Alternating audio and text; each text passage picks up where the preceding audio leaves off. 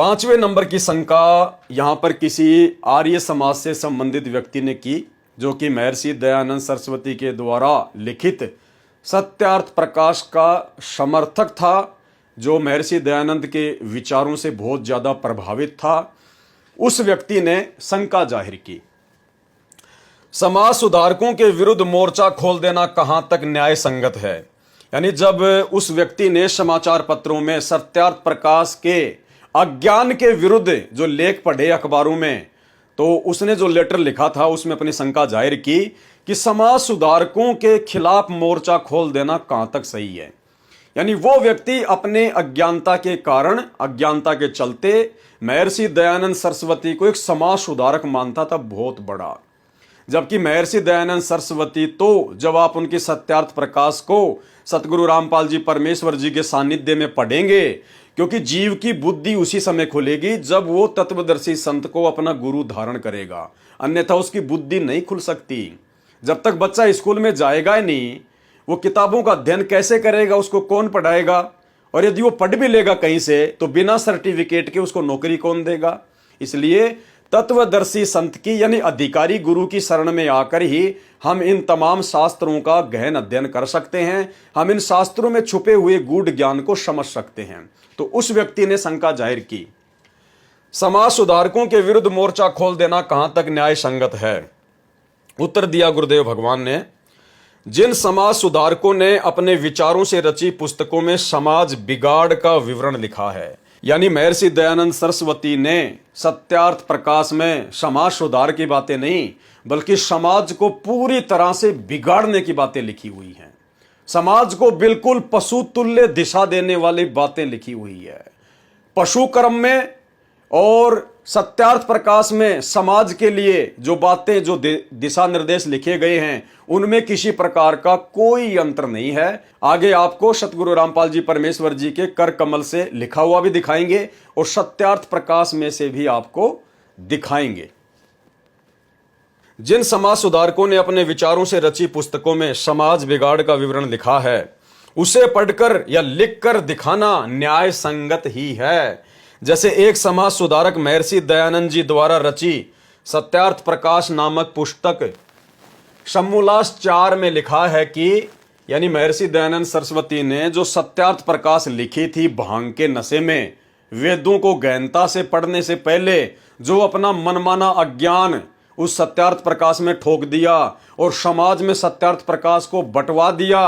गुरुदेव भगवान कह रहे हैं उस पुस्तक में कहां क्या लिखा हुआ है आपको बता रहे हैं। अब आप जी खुद निर्णय कर लेना, क्या ये न्याय संगत है, क्या ये समाज के हित में है, क्या ये शास्त्रों के अनुसार है, क्या इससे जीव का भला हो सकता है, क्या इससे समाज का भला हो सकता है।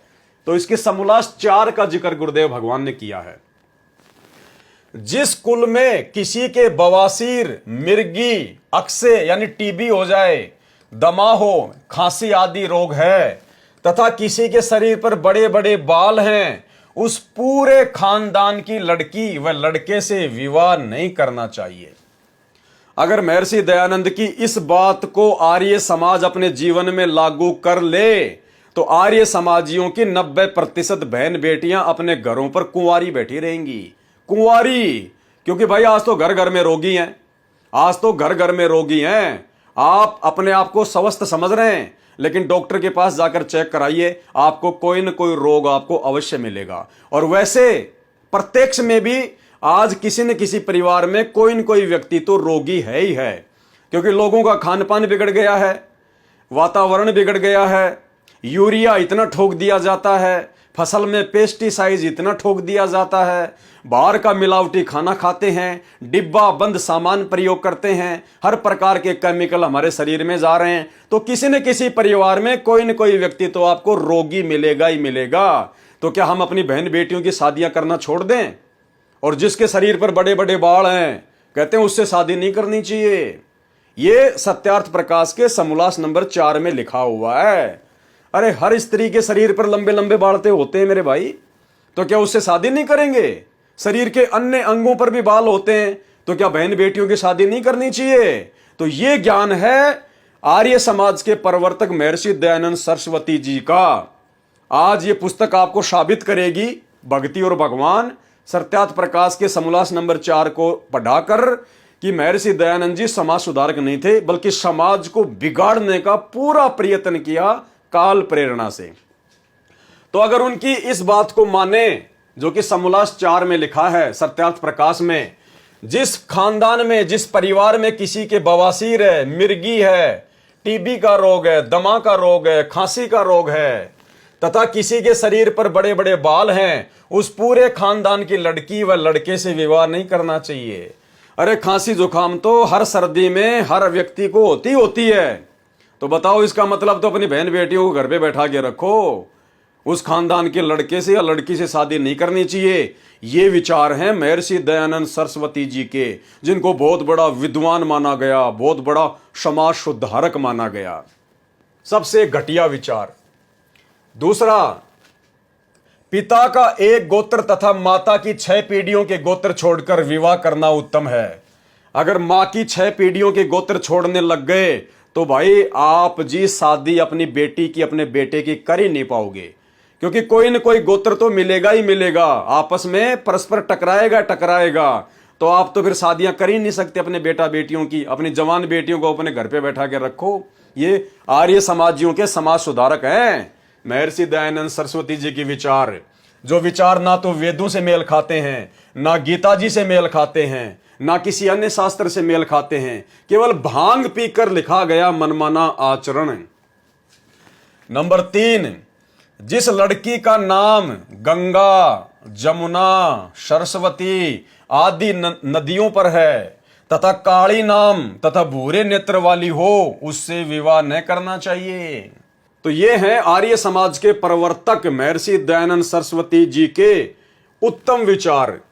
जिस लड़के का नाम गंगा, जमुना, सरस्वती आदि नदियों पर है, अगर किसी लड़की का नाम यमुना देवी है, जमुना देवी है, या सरस्वती देवी है, या गंगा देवी है, कहते हैं उस लड़की से शादी नहीं करनी चाहिए, नहीं तो खानदान बर्बाद हो जाएगा। अरे बताओ, नाम में क्या रखा मेरे भाई? अरे नाम में क्या रखा है? इस हिसाब से तो आर्य समाजियों को अपनी बहन बेटियों को घर पे बैठा के रखना पड़ेगा। जिन जिन आर्य समाजियों की बहन बेटियों का नाम गंगा, जमुना, सरस्वती आदि नदियों पर है तथा काली नाम, यानी किसी का नाम यदि काली है, तथा भूरे नेत्र वाली, उससे विवाह नहीं करना चाहिए। अरे ये तो परमात्मा की देन है, किसी की आंखें काली हैं या भूरी हैं या कैसी हैं, ये तो परमेश्वर की देन है। ये शरीर तो परमात्मा की बनाई हुई रचना है ना। तो महर्षि दयानंद जी कह रहे हैं जिसकी भूरी भूरी आंखें है ना, जबकि भूरी आंखों वाली लड़कियों को तो आजकल बहुत सुंदर माना जाता है। जबकि महर्षि दयानंद सरस्वती जी कह रहे हैं, आर्य समाज के प्रवर्तक, महान विद्वान, शास्त्रों के ज्ञाता, कहते हैं जिस लड़के की भूरी भूरी आंखें हैं उससे शादी नहीं करनी चाहिए। बताओ भाई, कौन से शास्त्र में लिखा हुआ है? अरे भूरी भूरी आंखों वाली तो इतनी अभिनेत्रियां हैं हमारे बॉलीवुड में, जिनसे लोग शादियां करने के लिए तरसते हैं। तो क्या भाई जिस आर्य समाज के घर में भूरी नेत्र वाली कोई बेटी पैदा हो जाए तो क्या आप शादी नहीं करोगे? भाई आपके आर्य समाज के प्रवर्तक महर्षि दयानंद जी के विचारों के अनुसार तो आपने उस बेटी को अपने घर पे बैठा के रखना चाहिए। या फिर कोई ऐसा व्यक्ति जो आर्य समाज से जुड़ा हुआ है, उसने किसी भी ऐसी लड़की से शादी नहीं करनी चाहिए अपने बच्चों की जिसके नेत्र भूरे हों, जिसकी आंखें भूरी भूरी हों। तो ये विचार है एक महान समाज सुधारक के।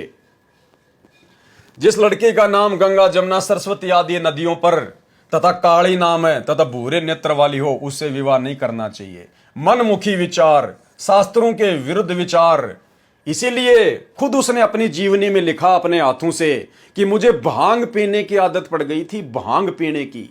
और भाई भांग पीकर उस व्यक्ति ने यह सत्यार्थ प्रकाश लिखा है। इसलिए सतगुरु रामपाल जी परमेश्वर जी ने इस सत्यार्थ प्रकाश को नाम दिया है सत्यानाश प्रकाश। यदि किसी आर्य समाजी ने इन सभी वचनों को फॉलो कर लिया तो उसके खानदान का सत्यानाश 100% निश्चित है। नियम नंबर 4, भाई और बहनों, सत्यार्थ प्रकाश के समोल्लास नंबर 4 में जो चौथा नियम है, इस नियम को पढ़ने से पहले और गहनता से समझने से पहले आपको वर्तमान में एक आर्य समाजी संत है कोई, अपने आप को श्री सच्चिदानंद सरस्वती के नाम से वो प्रसिद्ध किए हुए है और संस्कृत के 4 श्लोक पढ़कर वर्तमान में अपने आप को महर्षि दयानंद के बाद में सबसे बड़ा आर्य समाजी समझता है। उसका एक छोटा सा वीडियो है, वो आपको मैं दिखा देता हूं 5-6 मिनट का, जिसमें उसने कुछ धर्मों को लेकर 2-4 बातें कही हैं। किसी लड़की ने उनसे कोई सवाल किया, सवाल का उसने जवाब दिया, तो 2-4 बातें उसमें हैं जो आपने थोड़ा सा ध्यान देना है। सबसे पहली बात तो उसने ये कहा है कि जो ब्रह्म वैवर्त जो पुराण है, यानी महर्षि वेदव्यास जी के द्वारा जो 18 पुराणों की रचना की गई है, उसमें एक पुराण है श्री ब्रह्म वैवर्त पुराण। वो कह रहा है कि यह पुराण मुगल कालीन है। आपने एक तो ये बात ध्यान रखनी है। दूसरी बात क्या ध्यान रखनी है, उसने महर्षि वेदव्यास जी के लिए कहा है कि दयानंद सरस्वती ने कहा था कि इस पुराण को लिखने से पहले वो धूर्त व्यक्ति महर्षि वेदव्यास यदि मां के पेट में ही मर जाता और मां के पेट में नहीं मरा, यदि जन्म लेते ही मर जाता तो भी बहुत अच्छा होता, क्योंकि उसने सनातन धर्म को जितना बदनाम किया उतना किसी ने नहीं किया है। तीसरे नंबर का पॉइंट, इन पुराणों के अंदर जो सत्यता लिखी हुई है लेकिन इस भाई को समझ में नहीं आ रही, तो इस भाई ने सारा का सारा जो दोष है वो मुसलमान धर्म को दे दिया।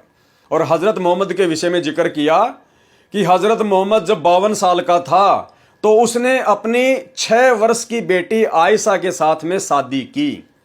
यानी उसने इसको बिल्कुल गलत बताया कि भाई 52 साल का व्यक्ति 6 साल की लड़की के साथ में यदि शादी करता है वो बिल्कुल गलत है। लेकिन साथ में उसने ये भी कहा कि ये बिल्कुल सत्य है कि हजरत मोहम्मद ने 52 साल की उम्र में अपनी 6 साल की बेटी आयशा के साथ में शादी की। तो पहले आप ये छोटा सा वीडियो सुन लीजिए, उसके उपरांत फिर हम इसके ऊपर विश्लेषण करेंगे। सुनिए। एक मेरी बहन आती है और कहती है, स्वामी जी मैं आपसे कुछ प्रश्न करना चाहती हूं, क्या मेरे प्रश्नों का जवाब दोगे? मैंने कहा बिल्कुल, स्वागत है आपका। और उसने एक बात मेरे से कही, स्वामी जी मेरे प्रश्नों का कोई जवाब दे नहीं पाता। मैंने कहा आपकी क्या क्वालिफिकेशन है? कहती है मैं अभी बीए में हूं। तो मैंने कहा ऐसा आप क्या प्रश्न पूछती हैं? बोले प्रश्न मेरे नॉर्मल है लेकिन कोई धर्माचार्य जवाब दे नहीं पाता है। आपका मैंने व्याख्यान सुना, मुझे लगा कि शायद आप दे पाए। तो मैंने कहा मेरी बहन मैं ये तो नहीं कह सकता, अब ये तो आप प्रश्न करोगी उसके बाद ही मैं बता सकता हूं, लेकिन जितना गुरुजनों के चरणों में बैठ करके स्वाध्याय करके जितना कुछ सीखा है अपने ज्ञान के स्तर पर मैं बताने का प्रयास करूंगा। पूछो आप क्या पूछना चाहती हैं। उसने कान पकड़े, हाथ जोड़े, कहती स्वामी जी आप गुस्सा मत हो जाना, बुरा मत मानना। मैंने कि नहीं बुरा मानेंगे। उसने दोबारा से कान पकड़े, सिर नीचे झुकाया। अब की बार उसने भगवान जी को स्मरण किया और कहती है कहीं भगवान जी बुरा नहीं मान जाए, क्योंकि मैं जो प्रश्न करना चाहती हूं वो भगवान जी को लेकर के ही है। मैंने कहा अरे पागल, ना तो भगवान बुरा मानने वाले ना मैं बुरा मानने वाला, तू पूछती क्यों नहीं है, क्या पूछना चाहती है? उसने कहा स्वामी जी मैं सनातन धर्मी हूं लेकिन मैं कृष्ण को नहीं मानती। मैंने कहा क्यों नहीं मानती हो? अब वो बहन मेरे से कह रही है स्वामी जी एक बात बताओ, भगवान कृष्ण की पत्नी का क्या नाम था? मैंने कहा रुक्मणी था। बोली राधा कौन थी? मैंने जवाब नहीं दिया, मैं थोड़ा सा गंभीर हुआ। उसने कहा राधा कृष्ण की लवरी तो थी ना, लवर थी, प्रेमिका थी। और जो व्यक्ति अपनी पत्नी के होते सोते प्रेमिका को साथ लिए घूमता हो वो व्यक्ति कैसे पूजनीय हो सकता है? मैंने कई बार प्रश्न कृष्ण के जीवन को लेकर के अपने माता पिता से प्रश्न किए लेकिन वो जवाब नहीं दे पाते और वो फिर मेरे से उल्टा सीधा बोलते हैं, नास्तिक हो गई है, पता नहीं हमारे घर में कहां से कलंक पैदा हो गई और ऐसा करती है वैसा करती है। मुझको दबा देते हैं, डरा देते हैं, धमका देते हैं, लेकिन मेरी जिज्ञासाओं को शांत नहीं कर पाए। आज मैं आपसे पूछना चाहती हूं, मैं इसलिए कृष्ण को नहीं मानता, नहीं मानती स्वामी जी। कृष्ण ने तो जो है ना अवैध संबंध बनाए, पत्नी को छोड़ करके दूसरी स्त्री को जो प्रेमिका थी उसके साथ में कृष्ण रहते थे। क्या ये एक मानवोचित व्यवहार है? और यदि हमारे भगवान ऐसा आचरण करेंगे तो हमको भी करना चाहिए। तो फिर कोई कृष्ण का भक्त अपनी पत्नी के होते सोते एक राधा जी को और घर में ले आए तो कोई फिर राधा जी को स्वीकार कर लेगा क्या? मैंने कहा इसकी बात में तो बड़ा दम है। मैंने कहा और कहती है न केवल राधा के साथ में, कुब्जा के साथ में, गंगा के साथ में और अनेक गोपियों के साथ में उन्होंने रास किया यानी डांस किया। गर्लफ्रेंड रखते थे, उसके शब्द बता रहा हूं मैं आपको। आजकल के बच्चे क्या प्रश्न कर रहे हैं, कहते हैं गर्लफ्रेंडों के साथ में वो डांस किया करते थे। तो जिस व्यक्ति का जीवन ऐसा हो उस व्यक्ति को मैं क्यों मानूं? अगर उस कृष्ण का ऐसा जीवन है तो फिर कृष्ण मानने योग्य नहीं है। और हमने तो आज तक यही सुना है, सारी कथाओं में यही सुना है हमने। इसलिए कृष्ण के प्रति मेरे दिल में रत्ती मात्र भी श्रद्धा नहीं है। उसने कहा कि कृष्ण जी ने तो चोरी भी की थी स्वामी जी। उसने अनेक प्रश्न पूछे मेरे से। अब जब उसने प्रश्न कर दिए तो मैंने उसको समाधान देना शुरू किया। लगभग 1 घंटे तक मैंने उस बहन को समझाने का प्रयास किया और मैंने बताया, राधे राधे कहने वाले लोगों सुनो ध्यान से, मैंने YouTube पर बोला है और प्रामाणिक बात बोलता हूं मैं, और मैंने सारे राधे राधे वालों को चैलेंज किया, भागवताचार्यों को चैलेंज किया। आओ शास्त्रार्थ का चैलेंज है, मैं आपको शास्त्रार्थ के लिए ललकारता हूं, सिद्ध करो कि राधा नाम की महिला कोई हुई। राधा पूरी तरह से काल्पनिक है, पूरी तरह से काल्पनिक है। यह हमको नष्ट करने के लिए, भगवान कृष्ण के चरित्र को बर्बाद करने के लिए विधर्मी लोगों की चाल है। आपके जितने भी प्रामाणिक ग्रंथ हैं उनमें कहीं पर भी राधा का कोई वर्णन मिलेगा ही नहीं आपको। भगवान कृष्ण के जीवन को समझना चाहते हो तो आप महाभारत पढ़िए, और महाभारत में कहीं पर भी राधा नहीं आई। एक जगह राधा आई, वो राधा कौन सी, वो कृष्ण जी के साथ रहती है वो वाली नहीं है, बल्कि कर्ण को जिस मां ने पाला था उसका नाम था राधा, इसलिए कर्ण को राधे कहा जाता है। उसका वर्णन आता है, बाकी इस राधा का कहीं नहीं है। विष्णु पुराण को आप देखें, और भी बहुत सारे, और एक पुराण है श्रीमद् भागवत महापुराण जिसको लोग बोलते हैं, बड़ी कथा सुनना जिसका बड़ा पुण्य माना जाता है समाज के अंदर। कहते हैं एक बार जिसने भागवत करा ली 7 पीढ़ी तर गई। अरे भैया पीढ़ी तो क्या तरेंगी, बल्कि ये तो पाप और लगेगा भागवत कराने वालों को। यानी कहीं पर ना तो भागवत में राधा, ना महाभारत में राधा, ना विष्णु पुराण में राधा, ना हरिवंश पुराण में राधा। अब राधा आई कहां से? तो एक पुराण लिखा गया, वो पुराण मुगल कालीन है, मुसलमानों ने लिखवाया। उस पुराण का नाम है ब्रह्म वैवर्त पुराण। ये इतना गंदा पुराण है, इतना गंदा पुराण है, ये पूरी तरह से कूटनीति के तहत लिखवाया गया है। क्योंकि मुसलमान लोगों ने सोचा कि यदि भारत में हमको धर्म प्रचार करना है तो भाई हमारी संस्कृति तो डूबी हुई है। हमारे मोहम्मद ने तो ना 6 साल की लड़की को छोड़ा, ना 40 साल की महिला को छोड़ा, तो उसका चरित्र तो डूबा हुआ। 42-43 शादियां उसने अपने जीवन में की। तो हम भारत के लोगों की जो परंपरा, ये त्याग की, समर्पण की, ये सिद्धों की भूमि है, संतों की भूमि है, त्यागी तपस्वियां, ब्रह्मचारी की पूजा होती है। तो भारत देश में आकर के हम कैसे अपने इस्लाम का प्रचार कर पाएंगे? क्रिश्चियन लोगों ने भी यही सोचा। अब क्या करें? उन्होंने सोचा कि भैया इनके महापुरुष बड़े धवल हैं, इनका जीवन बड़ा पवित्र है, इसलिए इनके महापुरुषों को कलंकित कर दो, बदनाम कर दो, तो ना ये हमसे कुछ कह पाएंगे ना हम इनसे कुछ कह पाएंगे। क्योंकि जिसके खुद के घर शीशे के होते हैं वो दूसरों के घरों पर पत्थर नहीं उछाला करते। ये गेम चला, और मैं आपको जीवंत उदाहरण दे रहा हूं, आप समझने का प्रयास कीजिए। कुछ समय पहले नुपुर शर्मा ने एक बयान दिया था, और उसके एक बयान को लेकर के पूरी दुनिया में खलबली मच गई। सर तन से जुदा के नारे लगा दिए गए उन दाढ़ी वाले लोगों की तरफ से, और न केवल नारे लगे बल्कि कितने लोगों के सर तन से जुदा कर दिए गए। यदि बीजेपी प्रोटेक्शन नहीं दे पाती नुपुर शर्मा को तो वो भी मार दी जाती, आप सभी जानते हैं। अब समझने वाली बात यह है, समझने वाली बात यह है कि नुपुर शर्मा ने कहा, जो बात कही वो बिल्कुल सत्य कही। और क्या बात कही कि जब मोहम्मद की उम्र 52 साल की थी, सुनो बात को ध्यान से, मोहम्मद की उम्र 52 साल की थी तो आयशा की उम्र केवल 6 साल की थी, और 52 साल के बूढ़े व्यक्ति ने 6 साल की लड़की से विवाह किया। यह बात हकीकत है, सत्य है।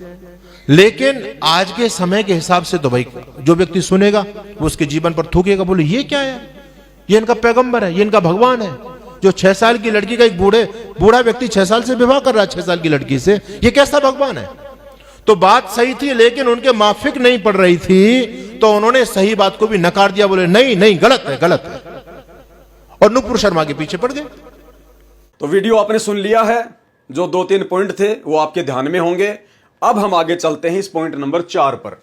तो ये पॉइंट नंबर 4 है सत्यार्थ प्रकाश का समोल्लास नंबर 4 में पॉइंट नंबर 4, तथा 24 वर्ष की स्त्री से 48 वर्ष के पुरुष का विवाह उत्तम है। क्या कह रहे हैं महर्षि दयानंद सरस्वती जी अपनी सत्यार्थ प्रकाश के समोल्लास नंबर 4 के पॉइंट नंबर 4 में, कि 24 साल की लड़की और 48 साल का पुरुष, इनका विवाह उत्तम है। यानी जो व्यक्ति मुसलमान धर्म के ऊपर उंगली उठा रहा है और कह रहा है कि 52 साल का हजरत मोहम्मद और 6 साल की आयशा, और यहां पर महर्षि दयानंद सरस्वती जी क्या लिख रहे हैं कि 24 साल की लड़की और 48 साल का पुरुष, यानी बिल्कुल डबल उम्र का, वो विवाह उत्तम विवाह है। यानी 24 साल की लड़की और 48 साल का आदमी, बाप और बेटी की जितनी उम्र हो गई, इतना अंतर हो गया। कहते हैं उनका विवाह बिल्कुल उत्तम है। अगर महर्षि दयानंद सरस्वती की इस बात को मान ले, अगर आर्य समाज इस बात को मान ले, तो समाज का सुधार होगा या समाज का बिगाड़ होगा? अरे अपनी बेटी की उम्र की लड़की से वो व्यक्ति शादी करेगा? आप कितने आर्य समाजी हैं जो महर्षि दयानंद की इस बात का समर्थन करते हैं? आपको पता ही नहीं है, आपने कभी ये पढ़ी नहीं है, और पढ़ी है तो ये बातें आप समझ नहीं सकते। तो ये आपके समाज के प्रवर्तक, आर्य समाज के प्रवर्तक के विचार हैं कि यदि कोई आर्य समाजी बनता है और यदि वो सच्चा आर्य समाजी बनकर रहना चाहता है, तो उसने अपनी 24 साल की बेटी की शादी उसके बाप के तुल्य 48 साल के व्यक्ति के साथ में करनी चाहिए। अगर आप ऐसा नहीं करते हैं, यदि आप अपनी बेटी की शादी किसी 48 साल के आदमी के साथ नहीं करते हैं, तो आप पक्के आर्य समाजी नहीं हैं, आप पक्के आर्य समाजी नहीं हैं। तो ये जो सच्चिदानंद सरस्वती नाम का आर्य समाज को फॉलो करने वाला महर्षि दयानंद सरस्वती जी का फॉलोवर, जो कि हजरत मोहम्मद के ऊपर उंगली उठा रहा है, ठीक है, उसने वो काम किया नहीं किया हमें नहीं पता इस बात का, हम उस विषय पर नहीं जाते। हम तो ये कह रहे हैं कि अगर वो गलत है जो कि हजरत मोहम्मद ने किया, तो भाई आपके समाज के प्रवर्तक जो महर्षि दयानंद सरस्वती जी लिख रहे हैं अपनी पुस्तक में, समाज को दिशा निर्देश दे रहे हैं, आदेश दे रहे हैं कि विवाह का जो उत्तम समय है वो 24 साल की लड़की और 48 साल का पुरुष, तो भाई ये कितना सही है, ये कितना जायज है?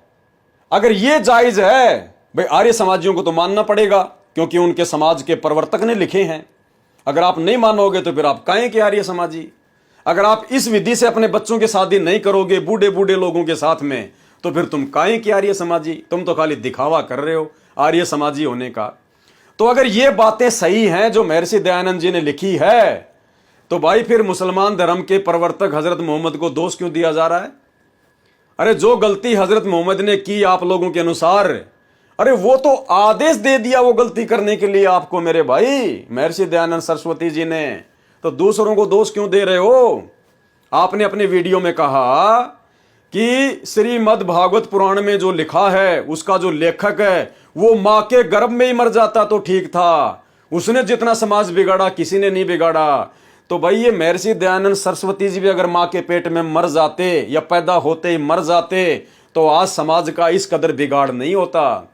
आज इस प्रकार से समाज में वेदों के नाम पर सत्यार्थ प्रकाश को लिखकर और ऐसी ऐसी घटिया बातें लिखकर समाज में अज्ञानता न फैलाई जाती। आज समाज इतना दूषित नहीं होता, आज समाज इतना कलंकित नहीं होता, यदि महर्षि दयानंद सरस्वती जी भी या तो मां के पेट में मर जाते या जन्म लेते ही मर जाते। तो क्योंकि वही बातें यहां पर महर्षि दयानंद सरस्वती जी ने लिखी हुई है।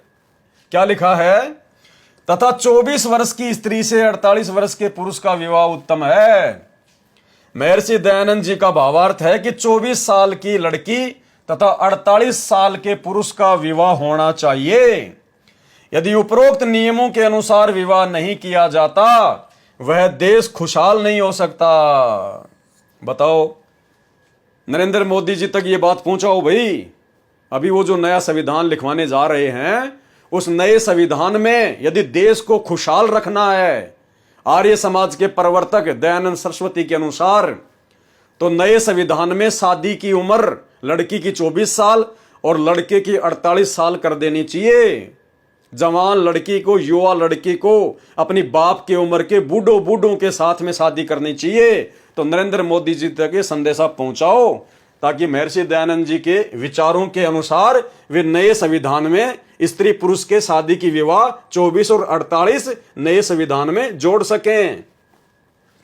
यदि उपरोक्त नियमों के अनुसार विवाह नहीं किया जाता, वह देश खुशहाल नहीं हो सकता। पेज नंबर 70 और 71 पर लिखा हुआ है, चौथे समोल्लास में सत्यार्थ प्रकाश में। नंबर 5, शूद्र के अतिरिक्त अन्य 3 वर्णों में जिसकी पत्नी की मृत्यु हो जाए, उस पुरुष तथा विधवा का पुनर्विवाह नहीं होना चाहिए। ये देखो समाज सुधारक के महान विचार।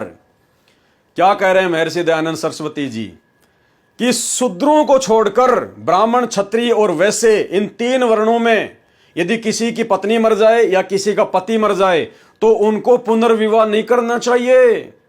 क्यों भाई? जब शूद्र पुनर्विवाह कर सकते हैं, उनको कोई दिक्कत नहीं है, तो 3 वर्णों में क्या दिक्कत हो जाएगी? आज तो आर्य समाज में ना जाने कितने ऐसे लोग हैं जिनकी पत्नियां मर जाती हैं युवा अवस्था में, जिनके जो है पति मर जाते हैं, वो तो सभी पुनर्विवाह कर रहे हैं, वो तो दोबारा से अपनी शादियां कर रहे हैं। तो भाई आपके नियमों को तो कोई फॉलो कर ही नहीं रहा। क्यों नहीं फॉलो कर रहा? क्योंकि आपके नियम समाज के हित में नहीं है। आपका कोई भी नियम समाज के हित में नहीं है। आपके नियमों को यदि समाज में लागू कर दिया जाए तो पूरे समाज का सत्यानाश हो सकता है। शूद्र के अलावा अन्य 3 वर्णों में जिसकी पत्नी की मृत्यु हो जाए, उस पुरुष तथा विधवा का पुनर्विवाह नहीं होना चाहिए। बैठे रहो सारी जिंदगी। वे केवल नियोग कर सकते हैं। वो क्या कर सकते हैं? देखना भाई और बहनों, हंसी आएगी आपको, हंसी आएगी आपको। इतनी ज्यादा भांग पी रखी थी, इतना ज्यादा नशा करता था, इसको यह भी नहीं पता कि मैं लिख क्या रहा हूं, और आगे चलकर दुनिया जब इनको पढ़ेगी तो मेरे मुंह पे थूकेगी, मुंह पे। कहते हैं शूद्रों को छोड़कर, शूद्र वर्ण को छोड़कर बाकी जो 3 वर्ण हैं, ब्राह्मण, क्षत्रिय और वैश्य, उनको दोबारा से पुनर्विवाह नहीं करना चाहिए। लेकिन वो क्या कर सकते हैं? नियोग कर सकते। नियोग, नियोग का मतलब क्या होता है? ये संत रामपाल जी ने बताया कि नियोग क्या होता है। नियोग का मतलब होता है ब्राह्मण, क्षत्रिय और वैश्य वर्ण की औरतें जो विधवा हो चुकी हैं, वो औरतें किसी दूसरे मर्दों के साथ में शारीरिक संबंध बना के संतान उत्पन्न कर सकती हैं, और 11 मर्दों के साथ में वो नाजायज संबंध बना सकती हैं।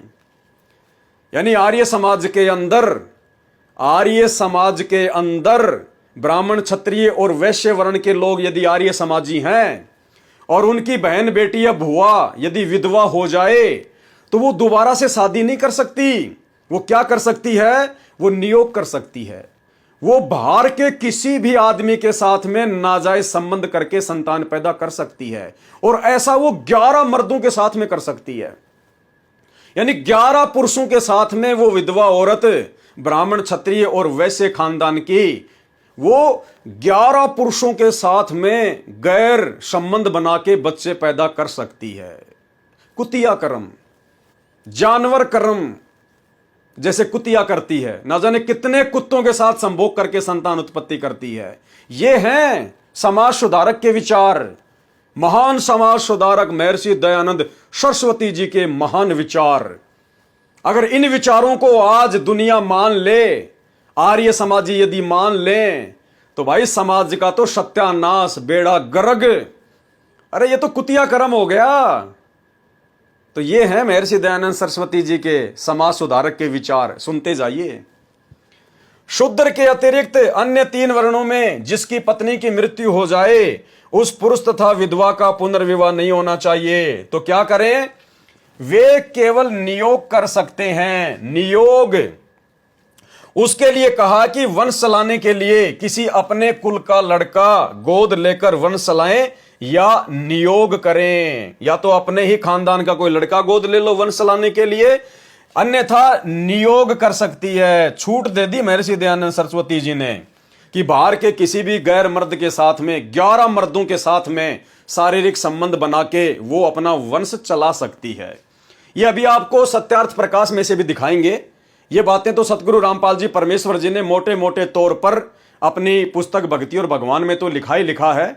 उस समय समाचार पत्रों में भी इन्होंने प्रकाशित किया था, और अभी आपको आगे सत्यार्थ प्रकाश में से ही लिखा हुआ दिखाएंगे। ये सारी की बातें ज्यों की त्यों, ऐसी की ऐसी। पुनर्विवाह तथा नियोग की भिन्नता बताते हुए सत्यार्थ प्रकाश समोल्लास 4 में लिखा है कि विवाह में तो पति पत्नी सदा इकट्ठे रहते हैं तथा दोनों मिलकर बच्चों का पालन करते हैं। यानी शादी क्या है और नियोग क्या है। जो लड़की विधवा हो जाए, अगर वो पुनर्विवाह करेगी तो वो क्या करेगी फिर? यानी वो दोनों पति पत्नी बेचारे इकट्ठे रहेंगे, बच्चों का पालन पोषण भी दोनों करेंगे। तो पुनर्विवाह ठीक नहीं है, उसको नियोग करना चाहिए।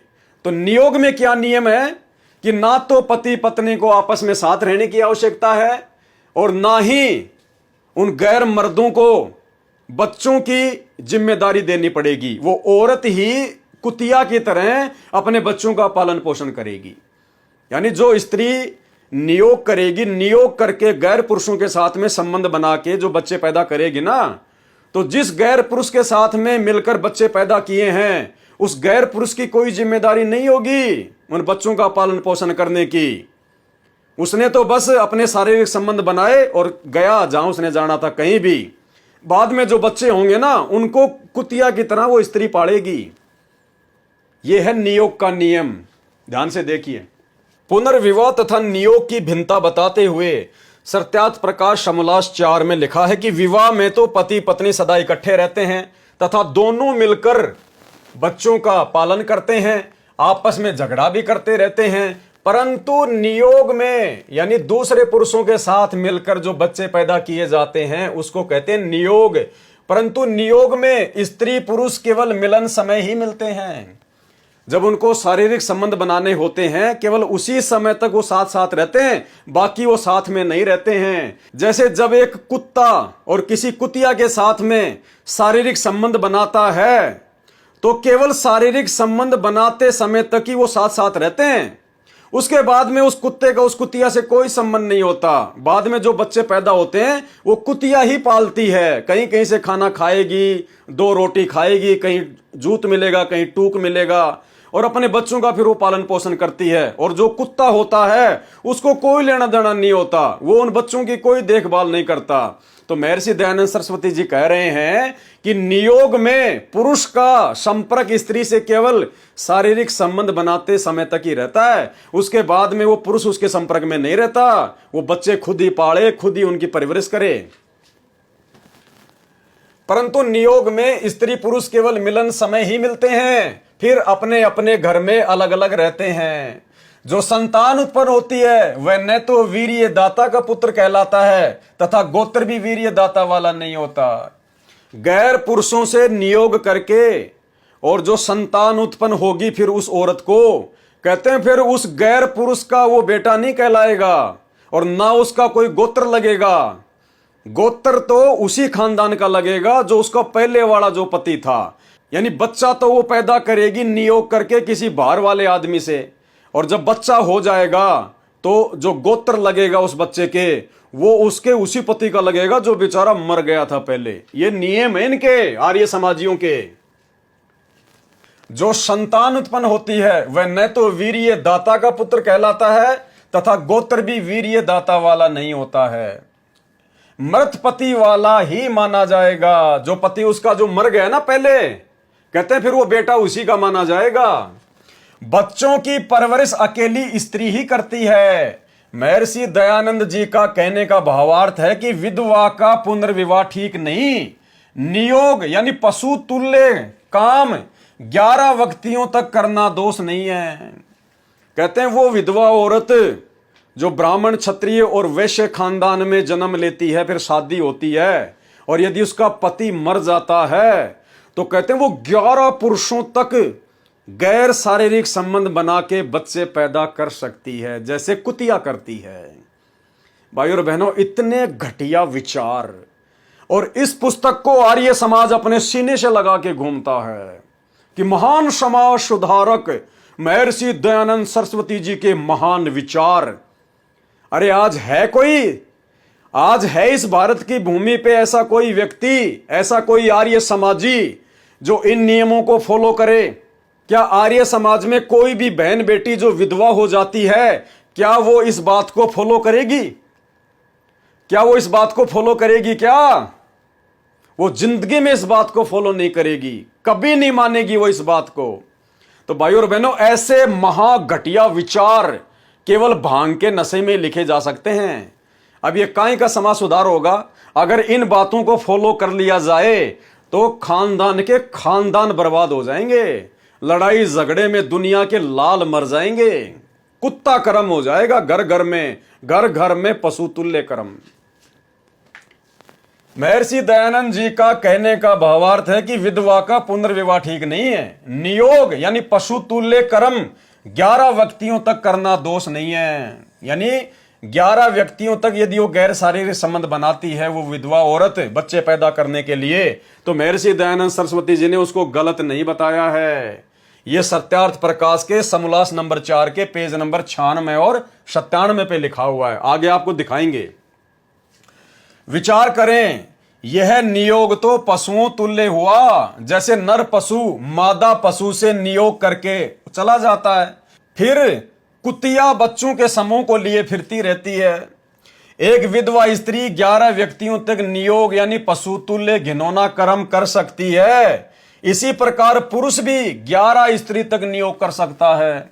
इसी प्रकार महर्षि दयानंद सरस्वती जी के अनुसार, महान समाज सुधारक के अनुसार, यदि ब्राह्मण क्षत्रिय और वैश्य वर्ण में खानदान में अगर किसी व्यक्ति की शादी हो जाए और उसकी पत्नी मर जाए, तो वो व्यक्ति भी 11 गैर स्त्रियों के साथ में नियोग करके शारीरिक संबंध बना के अपना वंश चलाने के लिए संतान उत्पत्ति कर सकता है।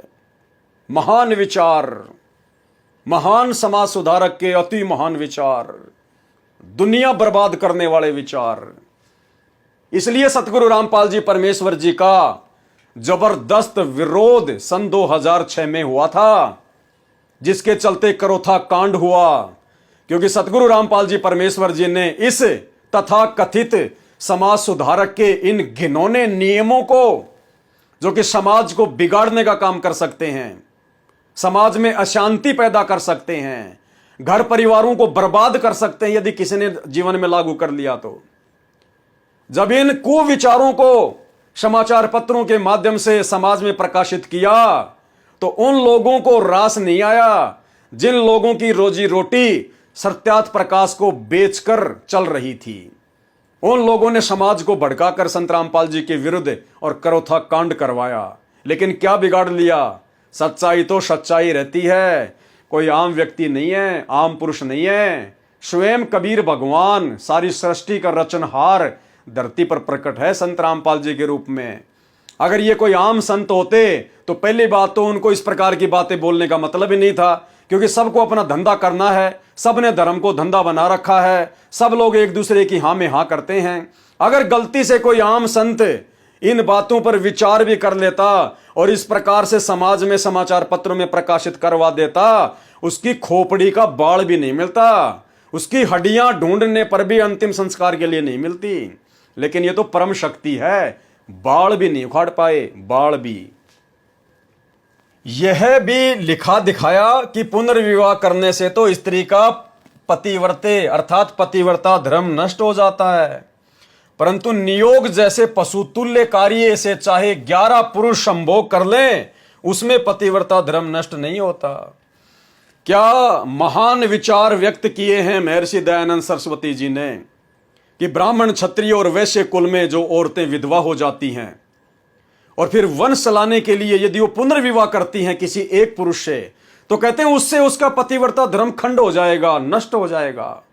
और यदि वो नियोग करेगी, 11 गैर पुरुषों के साथ में शारीरिक संबंध बनाएगी, तो कहते हैं उसका पतिव्रता धर्म नष्ट नहीं होगा। भाई और बहनों, भांग भी कोई थोड़ी पी के नहीं लिखी होगी, बिल्कुल 5-10 गिलास गटक के और उसके बाद में ये सत्यार्थ प्रकाश लिखी गई है। और कहते हैं ये वेदों के अनुसार है, स्वामी जी ने वेदों का गहन अध्ययन करके उसके बाद में सत्यार्थ प्रकाश लिखी है। अरे वेदों का तो इनमें कै ख ग भी नहीं है, कै ख ग भी, टोटल मनमाना आचरण, बदबूदार अज्ञान पूरा का पूरा ठोक दिया गया। यह भी लिखा दिखाया कि पुनर्विवाह करने से तो स्त्री का पतिव्रता धर्म नष्ट हो जाता है, परंतु नियोग जैसे पशुतुल्य कर्म से चाहे 11 पुरुष संभोग कर लें, उनसे पतिव्रता धर्म नष्ट नहीं होता। यह महर्षि द्वारा सत्यार्थ प्रकाश समोल्लास 4 पेज नंबर 96 से 102 तक लिखा है, जो आगे आपको दिखाएंगे। सत्यार्थ प्रकाश समोल्लास 4 पृष्ठ 102 पर यह भी लिखा है कि जिस स्त्री का पति जीवित है और वह दूर देश में रोजगार के लिए गया हो, तो उसकी स्त्री 3 वर्ष तक उसका इंतजार करे, उसकी बाट देखकर किसी अन्य पुरुष से संतान उत्पत्ति या नियोग जैसा कुकर्म कर ले। क्या लिखा है सत्यार्थ प्रकाश में महर्षि दयानंद सरस्वती जी ने? यदि किसी का पति बाहर देश में या दूर देश में अगर ज्ञान प्रचार के लिए गया है, या शिक्षा प्राप्त करने के लिए गया है, या धन कमाने के लिए गया है, और यदि वो 3 वर्ष में वापस नहीं आता है, तो वो स्त्री किसी गैर पुरुष से नियोग करके, गैर पुरुषों से शारीरिक संबंध बना के बच्चे पैदा कर सकती है। अरे आज आर्य समाज के कितने भाई हैं जो विदेशों में कमाने के लिए गए हुए हैं। आर्य समाज के हजारों लाखों की संख्या में आपको ऐसे जो पुरुष मिलेंगे जो शादीशुदा हैं और जो धन कमाने के लिए विदेश में गए हुए हैं। वो तो बेचारे 4-4 साल नहीं आते, 5-5 साल नहीं आते। तो उनकी औरतों को तो फिर पीछे से महर्षि दयानंद सरस्वती जी के अनुसार, महान विचारों के अनुसार, समाज के किसी भी गैर पुरुष से शारीरिक संबंध बना के 11 पुरुषों तक वो शारीरिक संबंध बना सकती है और बच्चा पैदा कर सकती है। और जब उसका पति विदेश से वापस आ जाए तो उसके बाद वो उस नियोग वाले पुरुष को छोड़ दे और अपने पति के साथ में वापस रहने लग जाए। और जो बच्चा उत्पन्न हुआ है ना, वो उस नियोग वाले व्यक्ति का नहीं कहलाएगा, उस गैर पुरुष का नहीं कहलाएगा, वो फिर उसके विदेश गए हुए उसके पति का ही बेटा कहलाएगा। ये हैं महान विचार। अगर समाज इनको अपने ऊपर लागू कर ले तो भाई और बहनों रोजाना कट कट के मरे लड़ाई झगड़े में। इसलिए सतगुरु रामपाल जी भगवान ने इस सत्यार्थ प्रकाश को सत्यानाश प्रकाश का नाम दिया। सत्यानाश प्रकाश का क्या लिखा है? सत्यार्थ प्रकाश समोल्लास 4 पेज नंबर 102 पर। यह हाथ कंगन को आरसी क्या, पढ़े लिखो को फारसी क्या। गुरुदेव भगवान ने पेज नंबर तक लिख दिए और आगे आपको दिखाएंगे। यह भी लिखा है कि जिस स्त्री का पति जीवित है वह दूर देश में रोजगार के लिए गया हो तो उसकी स्त्री 3 वर्ष तक बाट देखकर यानी इंतजार करे, मात्र 3 साल तक। यदि उसका पति 3 साल में घर नहीं आता है तो किसी अन्य पुरुष से संतान उत्पत्ति नियोग कुक्रम से कर ले। जब पति घर आवे तो नियोग किए पति को त्याग दे। जब उसका पति 3 साल के बाद यदि वापस आ जाता है तो उस नियोग करके जो संतान उत्पत्ति की है उसने गैर पुरुष से नियोग करके उसको छोड़ दे और अपने उस पति के साथ वापस रहने लग जाए। जो गैर पुरुष से संतान उत्पन्न की है वह विवाहित पति की मानी जाएगी। और अपने पति की गैर हाजिरी में उसने किसी दूसरे पुरुष से नियोग करके जो संतान उत्पत्ति की है ना, फिर वो बेटा उसके उसी विदेश में गए हुए पति का माना जाएगा। सत्यार्थ प्रकाश में समाज सुधार की कलम तोड़ व्याख्या एक और देखने को मिली कि जिस पुरुष की पत्नी अप्रिय बोलने वाली हो, महर्षि दयानंद सरस्वती जी ने क्या लिखा है सत्यार्थ प्रकाश में कि जिस व्यक्ति की स्त्री अप्रिय बोलने वाली हो यानी लड़ाई झगड़ा करने वाली हो तो उस पुरुष को चाहिए कि किसी अन्य स्त्री से केवल नियोग करके संतान उत्पत्ति कर ले। आर्य समाज के नियमों के अनुसार, महर्षि दयानंद सरस्वती जी के नियमों के अनुसार, यदि किसी आर्य समाजी की पत्नी मीठा नहीं बोलती है, प्यार से नहीं बोलती है, लड़ाई झगड़ा करती रहती है, तो कहते हैं उस आदमी को चाहिए कि वो नियोग करके यानी बाहर की किसी भी औरत के साथ में गैर संबंध बना के संतान उत्पत्ति कर ले। शादीशुदा व्यक्ति जिसकी पत्नी लड़ाई झगड़ा करती है, वो मर्द, वो पुरुष अपनी पत्नी के अलावा बाहर की 11 औरतों के साथ में पशु कर्म करके संतान उत्पत्ति कर सकता है। कितने महान विचार हैं भाई और बहनों। यानी आर्य समाज कितना पवित्र है, आर्य समाज कितना महान होगा यदि महर्षि दयानंद सरस्वती जी के नियमों को फॉलो कर रहा होगा तो। अरे ऐसे आर्य समाजियों के घरों में तो पानी पीना भी महापाप है, महापाप। यदि वो महर्षि दयानंद सरस्वती जी के इन नियमों को फॉलो कर रहे हैं तो। अरे असली आर्य समाज तो संत रामपाल जी तैयार कर रहे हैं। उनके सत्संग सुन के देखो, उनके विचार सुन के देखो, उनकी शरण में आके देखो आर्य समाज क्या होता है। सत्यार्थ प्रकाश में समाज सुधार की कलम तोड़ व्याख्या एक और देखने को मिली कि जिस पुरुष की पत्नी अप्रिय बोलने वाली हो तो उस पुरुष को चाहिए कि किसी अन्य स्त्री से केवल नियोग करके संतान उत्पत्ति कर ले तथा रहे अपनी पत्नी के साथ ही, अपनी पत्नी के साथ में रहे और बाहर वाली औरतों के साथ में गैर संबंध बना के संतान उत्पत्ति कर ले। अब बताओ वो पत्नी कभी रह सकती है ऐसे आदमी के साथ में? अरे वो पत्नी जो पहले से ही झगड़ा करती है और जब उसको पता चलेगा कि ये तो बाहर की औरतों के साथ में संबंध बना रहा है, और महर्षि जी कह रहे हैं फिर अपने घर में उसी पत्नी के साथ में रहो, अरे वो तो दुर्गा का रूप धारण कर लेगी, बेचारे को रोज पीटेगी, मारेगी उसको। तो ये हैं समाज सुधारक महर्षि दयानंद सरस्वती जी के विचार सत्यार्थ प्रकाश में। तथा रहे अपनी पत्नी के साथ ही, इसी प्रकार जो पुरुष अत्यंत दुखदायक हो तो उसकी स्त्री भी दूसरे पुरुष से नियोग से संतान उत्पत्ति करके उसी विवाहित पति के दाय भागी संतान कर लेवे। और इसी प्रकार महर्षि दयानंद सरस्वती जी कह रहे हैं अगर किसी औरत का पति दुखदायक है, भाई आज तो आर्य समाज के अंदर घर घर में लोग शराब पीते हैं, वैसे शूद्र और क्षत्रिय वर्ण में सब लोग शराब पीते हैं ज्यादातर, और अपनी औरत को मारते भी हैं, पीटते भी हैं, दुख भी देते हैं। ये तो घर घर की राम कहानी हो गई आजकल, औरतों को दुखी करना।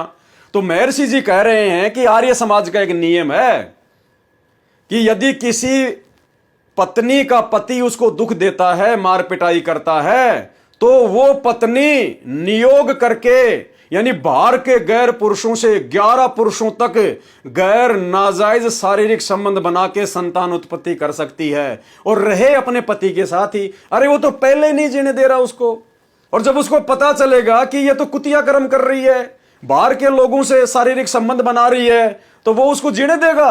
वो कैसे रह सकता है उसके साथ में? तो ये विचार है महर्षि दयानंद सरस्वती जी के, बिल्कुल भांग पी के लिखे गए विचार। भाई आर्य समाजियों को विचार करना चाहिए। भाई हाथ कंगन को आरसी क्या, पढ़े लिखे को फारसी क्या, तुम्हारी आंखों के सामने तुमको दिखाया जा रहा है और अभी आगे तुमको सत्यार्थ प्रकाश में से दिखाएंगे। जिस सत्यार्थ प्रकाश को तुम लोग रोज पढ़ते हो, दुनिया में बांटते हो, प्रचार करते हो, उसी सत्यार्थ प्रकाश में तुम्हें लिखे हुए विचार दिखाएंगे तुम्हारे समाज सुधारक महर्षि दयानंद सरस्वती जी के। भावार्थ है कि स्त्री किसी पर पुरुष के पास जाकर कुकर्म करके संतान उत्पन्न करके अपने पति के घर में ही रहे तथा जो गैर संतान उत्पन्न हो वह विवाहित पति की संपत्ति की हिस्सेदार होगी। यह लिखा है कि नियोगी पुरुष का गोत्र नहीं माना जाएगा, उस गैर संतान का गोत्र भी विवाहित पति वाला ही माना जाएगा। महर्षि दयानंद जी ने लिखा है कि इस प्रकार पूर्वोक्त विवाह नियमों तथा नियोग से अपने अपने कुल की उन्नति करें। दयानंद सरस्वती जी कह रहे हैं कि इस प्रकार से ये कुत्ता कर्म करके और अपने अपने कुल की उन्नति करें। बताओ, कुल का तो सत्यानाश हो जाएगा अगर किसी ने ऐसा कर लिया, तो उन्नति तो बहुत दूर है। उपरोक्त विचार महर्षि दयानंद जी के समाज सुधार के विषय में है। विचारणीय बात है कि जिस पति की पत्नी उसकी आंखों के सामने अन्य पुरुष के पास जाए तो क्या वह परिवार उन्नति कर सकता है? वह तो कुरुक्षेत्र का मैदान हो जाएगा। 24 वर्ष की स्त्री 48 वर्ष के बूढ़े से विवाह करे जो कि पिता की आयु के समान होता है, क्या कोई ये उपरोक्त नियम पालन करके सुखी हो सकता है? अर्थात नहीं। ऐसे निराधार शास्त्रों की पोड़ संत ही खोलते हैं। कौन खोलते हैं? संत ही खोल सकते हैं। तो भाइयों और बहनों, वो परम संत आज धरती पर सतगुरु रामपाल जी परमेश्वर प्रकट है, और ये कोई सामान्य संत नहीं है, कोई सामान्य गुरु नहीं है। ये हिम्मत, ये डेयर केवल परमात्मा ही कर सकता है संत रूप में आके। नहीं तो भारत देश की धरती पर संतों महात्माओं की, शंकराचार्यों, आचार्यों, मंडलेश्वरों की गिनती नहीं है। गांव गांव में गुरु बन के बैठे हैं। क्या आज तक किसी ने इन बातों पर विचार किया, समाज को बताया, कोई दिशा निर्देश दिया? बिल्कुल नहीं, क्योंकि कोई हिम्मत ही नहीं कर सकता। भक्ति मार्ग के विषय में महर्षि दयानंद जी के विचार पूर्ण रूप से वेद ज्ञान विरुद्ध हैं। महर्षि दयानंद जी ने लिखा है कि प्रभु की भक्ति, स्तुति आदि करने से पाप नाश नहीं होते। यानी वेदों में तो परमात्मा ने लिखा है कि भगवान की भक्ति, स्तुति करने से पापों का नाश होता है, वरना फिर भक्ति की आवश्यकता क्या है? अगर भक्ति करने से इंसान दुख से सुख प्राप्त नहीं करेगा तो भाई फिर भक्ति की आवश्यकता क्या है? आदमी दुखी होके तो भक्ति करता है कि भगवान मुझे सुख मिले, मुझे संतान मिले, मेरा काम धंधा ठीक ठाक चले। और ये महर्षि दयानंद सरस्वती जी जो भांग पीकर सत्यार्थ प्रकाश लिख रहे थे वेदों को पढ़ने से पहले, इन्होंने सबसे बड़ी गलती क्या करी? इन्होंने वेद तो पढ़े बाद में, और इन्होंने पहले ही सत्यार्थ प्रकाश को लिखकर अपनी मनमुखी सोच से इन्होंने समाज में बांट दिया। और उसके बाद इन्होंने वेद पढ़े और बाद में जब देखा कि वेदों में क्या लिखा है, मैंने क्या लिख दिया, फिर इसने वेदों में भी मिलावट कर दी। अब सत्यार्थ प्रकाश को तो इसने घर घर में बंटवा दिया, लोगों ने उसको पढ़ लिया। अब इसने सोचा कि वेदों में तो बिल्कुल उल्टा लिखा हुआ है, तो फिर इसने क्या किया? सत्यार्थ प्रकाश के अपने उस गंदे ज्ञान को ऊपर रखने के लिए उसने वेदों में मिलावट करनी शुरू कर दी। वेदों के सरलार्थ में उसने मिलावट करके लिखना शुरू कर दिया ताकि किसी को मेरे अज्ञान का आगे चलकर पता ना चले। भाई आम संत को तो पता नहीं चल सकता, आम संसार को तो पता ना चला ना चल सकता। ये तो परम संत है, स्वयं परमात्मा है, इनसे कहां छुपाओगे? आज इन्होंने आकर सारी पोल पट्टी खोल दी, सारी की सारी। महर्षि दयानंद जी ने लिखा है कि प्रभु की भक्ति स्तुति आदि करने से पाप नाश क्षमा नहीं होते, अन्य लाभ होता है, जैसे उपासना से, परब्रह्म से मेल तथा उसका साक्षात्कार होना। फिर अपने ही कर कमल से यजुर्वेद अध्याय 8 मंत्र 13 के अनुवाद में लिखा है कि परमात्मा अधर्म के अधर्म अर्थात घोर पाप को भी नाश कर देता है। सत्यार्थ प्रकाश में तो लिख दिया कि परमात्मा पाप को नाश नहीं कर सकता, क्योंकि वेद इसने पढ़े नहीं, उससे पहले सत्यार्थ प्रकाश में अपना ज्ञान ठोक दिया। और इसने फिर जब वेदों का अनुवाद किया तो वहां भी इसने अपने हाथों से लिख रखा है कि परमात्मा तो घोर से घोर पापों का नाश कर देता है। अरे तो फिर वेदों के अनुसार कहां है सत्यार्थ प्रकाश? सत्यार्थ प्रकाश में तो लिख दिया कि परमात्मा पाप कर्मों का नाश नहीं कर सकता, और वेदों का अनुवाद करते समय लिख रहा है कि परमात्मा पाप कर्मों का भी नाश कर सकता है। तो टोटल वेद विरुद्ध अज्ञान समाज में ठोक दिया। फिर अपने ही कर कमल से यजुर्वेद अध्याय 8 मंत्र 13 के अनुवाद में लिखा है कि परमात्मा अधर्म के अधर्म अर्थात घोर पाप को भी नाश कर देता है। इससे सिद्ध हुआ कि महर्षि दयानंद जी को वेद ज्ञान बिल्कुल नहीं था, शून्य था। वे प्रभु को निराकार कहते हैं तथा दूसरा प्रभु नहीं मानते। फिर स्वयं कह रहे हैं कि पापी आत्मा जिसका पाप नाश नहीं हुआ वह पापी हुआ, ब्रह्म से भी दूसरे परब्रह्म से साक्षात्कार कर सकती है। साक्षात्कार का मतलब होता है आमने सामने मेल मिलाप करना। साक्षात्कार तो साकार से होता है, निराकार से नहीं। यदि पापी व्यक्ति भी प्रभु प्राप्ति कर सकता है तो प्रभु भक्ति की रुचि ही समाप्त हो जाएगी। कौन कहते हैं? दयानंद जी, कि पापी आदमी कभी परमात्मा प्राप्त नहीं कर सकता। अरे भाई, सारी दुनिया पापी है और पापी व्यक्ति की धर्म में रुचि बढ़ती है क्योंकि उसको अपने पाप कर्म दिखाई देते हैं, उसको डर लगता है। और पापी व्यक्ति यदि परमात्मा प्राप्त ना करे भक्ति करके, सारे उल्टे काम छोड़ के, यदि उसको परमात्मा ना मिले, सुख ना मिले, तो फिर कौन भक्ति करेगा? पर आप भी तो पापी थे, आप भी तो भांग पिया करते थे, तो नशा करने वाला तो पापी होता है। तो फिर आपको कैसे मिल गया परमात्मा आपके अनुसार? जो आप यहां लिख रहे हैं कि पापी व्यक्ति को यदि परमात्मा मिल जाए तो परमात्मा का नियम ही खंड हो जाएगा, भक्ति में लोगों की रुचि नहीं रहेगी। यदि पापी व्यक्ति भी प्रभु प्राप्ति कर सकता है तो प्रभु भक्ति की रुचि ही समाप्त हो जाएगी। जैसे दादा से दूसरा दादा, दादा का पिता परदादा होता है। यदि कोई रोगी वैद्य के पास रोग मुक्त होने के लिए जाए तथा वैद्य कहे कि औषधि से रोग समाप्त तो होगा नहीं परंतु पहलवान हो जाएगा, क्या वह व्यक्ति वैद्य हो सकता है? यदि कोई साबुन विक्रेता कहे कि साबुन कपड़े का मैल तो छुड़वाता नहीं परंतु कपड़े को मजबूत कर देता है, क्या वह व्यक्ति साबुन से परिचित है? वह तो पत्थर के टुकड़े साबुन रूप में विक्रय करने वाला ठग हो सकता है। ऐसी ऐसी सैकड़ों त्रुटियां सत्यार्थ प्रकाश में है जो स्वामी दयानंद जी द्वारा अपनी समझ से लिखा है, जो वेद ज्ञान के पूर्ण रूप से विपरीत है। उपरोक्त विवरण सत्यार्थ प्रकाश से निष्कर्ष रूप में समोल्लास 4 प्रश्न नंबर 70, 71 तथा 96 से 102 पर से लिया गया है। यदि कोई शंका उठे तो कृपया सतलोक आश्रम करोथा से गहरी नजर गीता में तथा सत्यार्थ प्रकाश दोनों पुस्तक मुफ्त प्राप्त करें। केवल फोन करें, पुस्तक आपके पास पहुंच जाएगी, केवल डाक खर्च आपको ही देना होगा। अब भाई और बहनों, आपको सत्यार्थ प्रकाश दिखाते हैं, जो सत्यार्थ प्रकाश महर्षि दयानंद सरस्वती के द्वारा लिखी गई, जो आगे चलकर उनके फॉलोअर्स ने उनको प्रिंट करवाया, उनको छपवाया, समाज सुधार के मकसद से उन्होंने समाज में बांटा और अपनी रोजी रोटी भी चलाई। अब अभी तक आपने जो देखा वो तो सतगुरु रामपाल जी परमेश्वर जी ने अपनी पवित्र पुस्तक भक्ति और भगवान में अपने कर कमलों से लिखा है। अब आपको उसकी सत्यता के लिए कि वास्तव में जो संत रामपाल जी ने लिखा है वो सही है या गलत है, आपको सत्यार्थ प्रकार से ही क्लियर कर देते हैं। तो ये है अथ सत्यार्थ प्रकाश, वेद आदि विविध सदग्रंथ शास्त्र प्रमाण, यानी ये सभी वेद आदि जितने भी शास्त्र हैं उन सब का निष्कर्ष निकाल के लिखी गई है सत्यार्थ प्रकाश। और देखो इसका नाम के आगे कितनी बड़ी उपमा लगाई गई है, श्री मत परम हंस परिवारजक आचार्य महर्षि दयानंद सरस्वती स्वामी विहीर रचित सर्वथा राज नियमे नियोजित। इतनी बड़ी उपाधि लगाई गई है जिस व्यक्ति को समाज सुधार की ये भी सीडी का भी पता नहीं। कहां से छपी है? प्रकाशक है वैदिक पुस्तकालय दयानंद आश्रम अजमेर, सर्वाधिकार श्रीमती परोपकारिणी सभा दयानंद आश्रम केसरगंज अजमेर। ये इनके नंबर वगैरह हैं। और ये स्वास्तिक कंप्यूटर कैलाश नगर दिल्ली, शब्द संयोजक राधा परेश कैलाश नगर दिल्ली। और इसके जो प्रकाशक हैं वो हैं वैदिक पुस्तकालय दयानंद आश्रम केसरगंज अजमेर। और ये इसकी भूमिका है सत्यार्थ प्रकाश की। भूमिका में क्या लिखा है ध्यान से पढ़ना भाई और बहनों।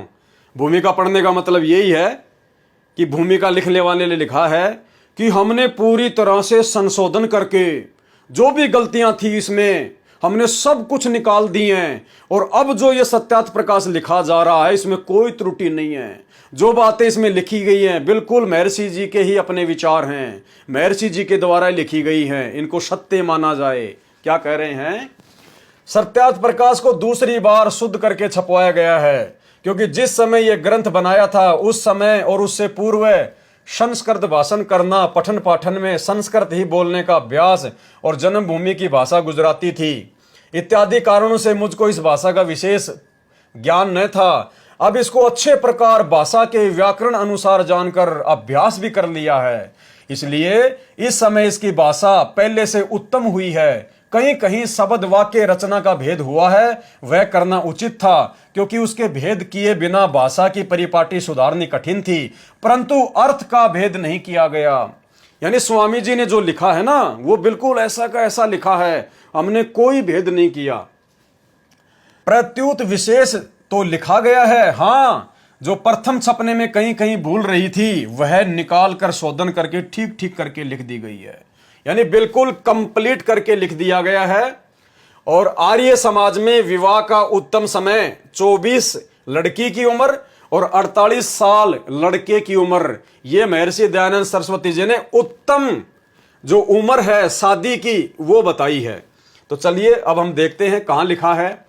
यह है चतुर्थ समोल्लास, पेज नंबर 88, ये पीडीएफ है, पीडीएफ के ऊपर पेज नंबर 88 और चौथा समोल्लास है सत्यार्थ प्रकाश का। ये सत्यार्थ प्रकाश है, ये महान समाज सुधारक महर्षि दयानंद सरस्वती जी हैं। और चौथे समोल्लास पर क्या लिखा है? नए पीले वर्ण वाली, नए अधिकाधिक अर्थात पुरुष से लंबी चौड़ी, अधिक बल वाली, नए रोग युक्त, नए लोम रहित, नए बहुत लोम वाली, नए बकवाद करने वाली और न भूरे नेत्र वाली, यानी इन लड़कियों से शादी नहीं करनी चाहिए। न ऋक्ष अर्थात औशनी, भरणी, रोहिणी आदि नक्षत्र नाम वाली, पीपल, बड़ आदि वृक्ष नाम वाली, गंडा, जमुना आदि नदी नाम वाली, चांडाली आदि अनंत नाम वाली, विंध्या, हिमालय, पार्वती आदि पर्वत नाम वाली, काकी, शैनी आदि पक्षी नाम वाली, नागी, भुजंगा आदि सर्प नाम वाली, दासी आदि प्रेष्य नाम वाली और भीमा, भयंकरी, काली, चंडी आदि भीषण नाम वाली कन्या के साथ विवाह न करना चाहिए।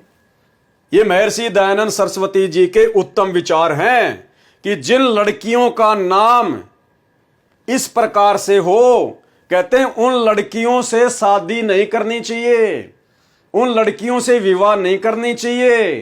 तो भाई अगर इस महान समाज सुधारक महर्षि दयानंद सरस्वती के सत्यार्थ प्रकाश में लिखे गए इन विचारों को यदि आर्य समाजी अपने जीवन में लागू कर लेंगे तो अपनी बहन बेटी बुआ को पूरी उम्र घर पे बैठाना पड़ेगा, घर पे।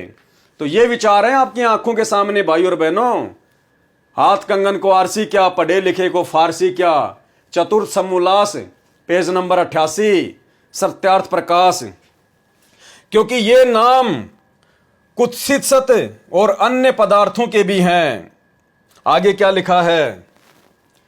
आर्य समाज में स्त्री विवाह को लेकर घटिया विचार। सत्यार्थ प्रकाश में स्त्री विवाह को लेकर किस प्रकार से घटिया विचार दिए गए हैं देखिएगा। ये उसकी संस्कृत है जो महर्षि दयानंद जी के हाथों से लिखी गई है।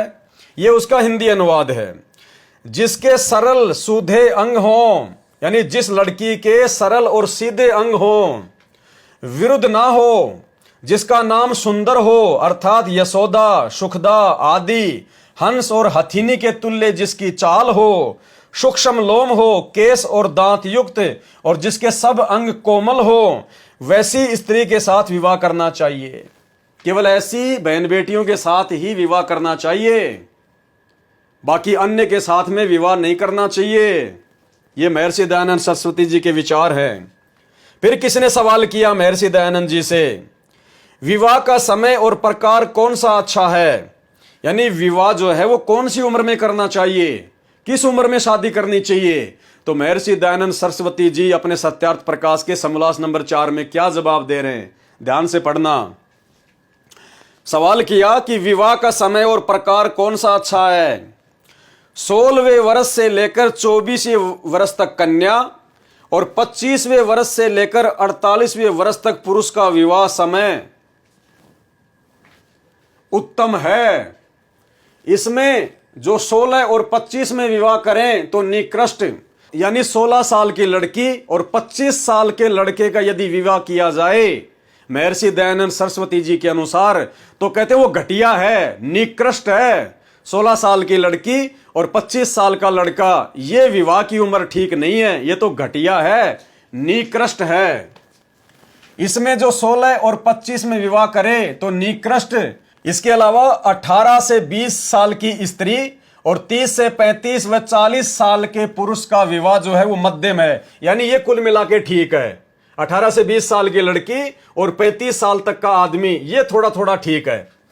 24 वर्ष की स्त्री और 48 वर्ष के पुरुष का विवाह उत्तम है, लेकिन 24 साल की लड़की और 48 साल के पुरुष का विवाह बिल्कुल बेस्ट है, यानी बाप बेटी की उम्र का फासला।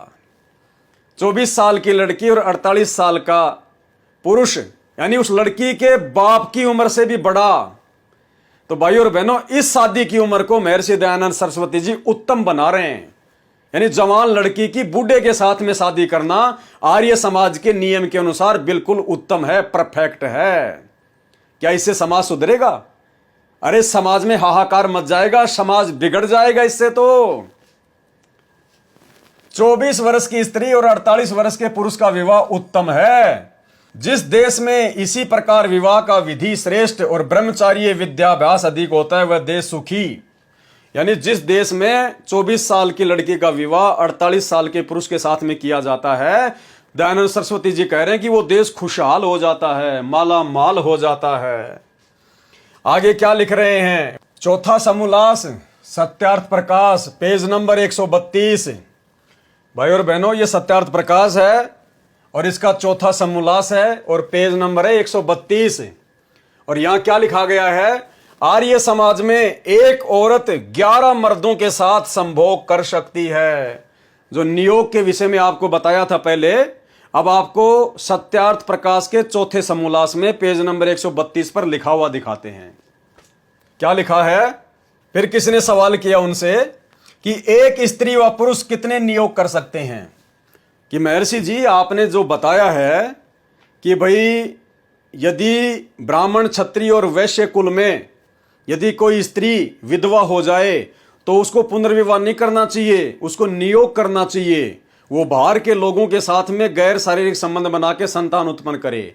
तो फिर सवाल करने वाले ने सवाल किया कि ऐसी एक स्त्री जो बेचारी विधवा हो जाती है या जिसका पति उसको मारता पीटता है, तो वो कितने लोगों के साथ में नियोग कर सकती है, गैर संबंध बना सकती है? एक स्त्री व पुरुष कितने नियोग कर सकते हैं? और विवाहित नियुक्त पतियों का नाम क्या होता है? तो महर्षि जी ने यह संस्कृत में उत्तर दिया है, और यहां पर संस्कृत भी और हिंदी भी लिखी है। लास्ट में यहां लिखा हुआ है, इस मंत्र में 11वें पुरुष तक स्त्री नियोग कर सकती है, वैसे पुरुष भी 11वीं स्त्री तक नियोग कर सकता है। यानी 11 गैर पुरुषों तक वो स्त्री नियोग कर सकती है, पशु कर्म कर सकती है। और जो पुरुष है वो भी यदि उसकी पत्नी मर जाए या उसकी पत्नी लड़ाई झगड़ा करती है तो वो भी संतान उत्पत्ति के लिए बाहर की गैर 11 औरतों के साथ में नियोग करके पशु तुल्य कर्म करके संतान उत्पत्ति कर सकता है अपना वंश चलाने के लिए। ये हाथ कंगन को आरसी क्या, पढ़े लिखे को फारसी क्या, चतुर्थ समोल्लास, ये महर्षि दयानंद जी, ये इनके Satyarth Prakash, page number 132, PDF निकाल के देख लेना। आगे चलिए, आगे क्या लिखा है? फिर किसने सवाल किया कि नियोग मरे पीछे ही होता है व जीते जी भी पति के। फिर किसने सवाल किया कि जो बाहर के गैर पुरुषों के साथ में 11 पुरुषों के साथ में जो आप जी कह रहे हैं कि स्त्री नियोग कर सकती है, तो कहते हैं उसके पति के मरने के बाद में नियोग कर सकती है या स्त्री उसके पति के रहते सहते भी कर सकती है? तो महर्षि जी कह रहे हैं कि रहते सहते भी कर सकती है, कोई दिक्कत नहीं है। यानी आर्य समाज में शादी के बाद अवैध संबंध भी जायज हैं। समोल्लास नंबर 4, पेज नंबर 133।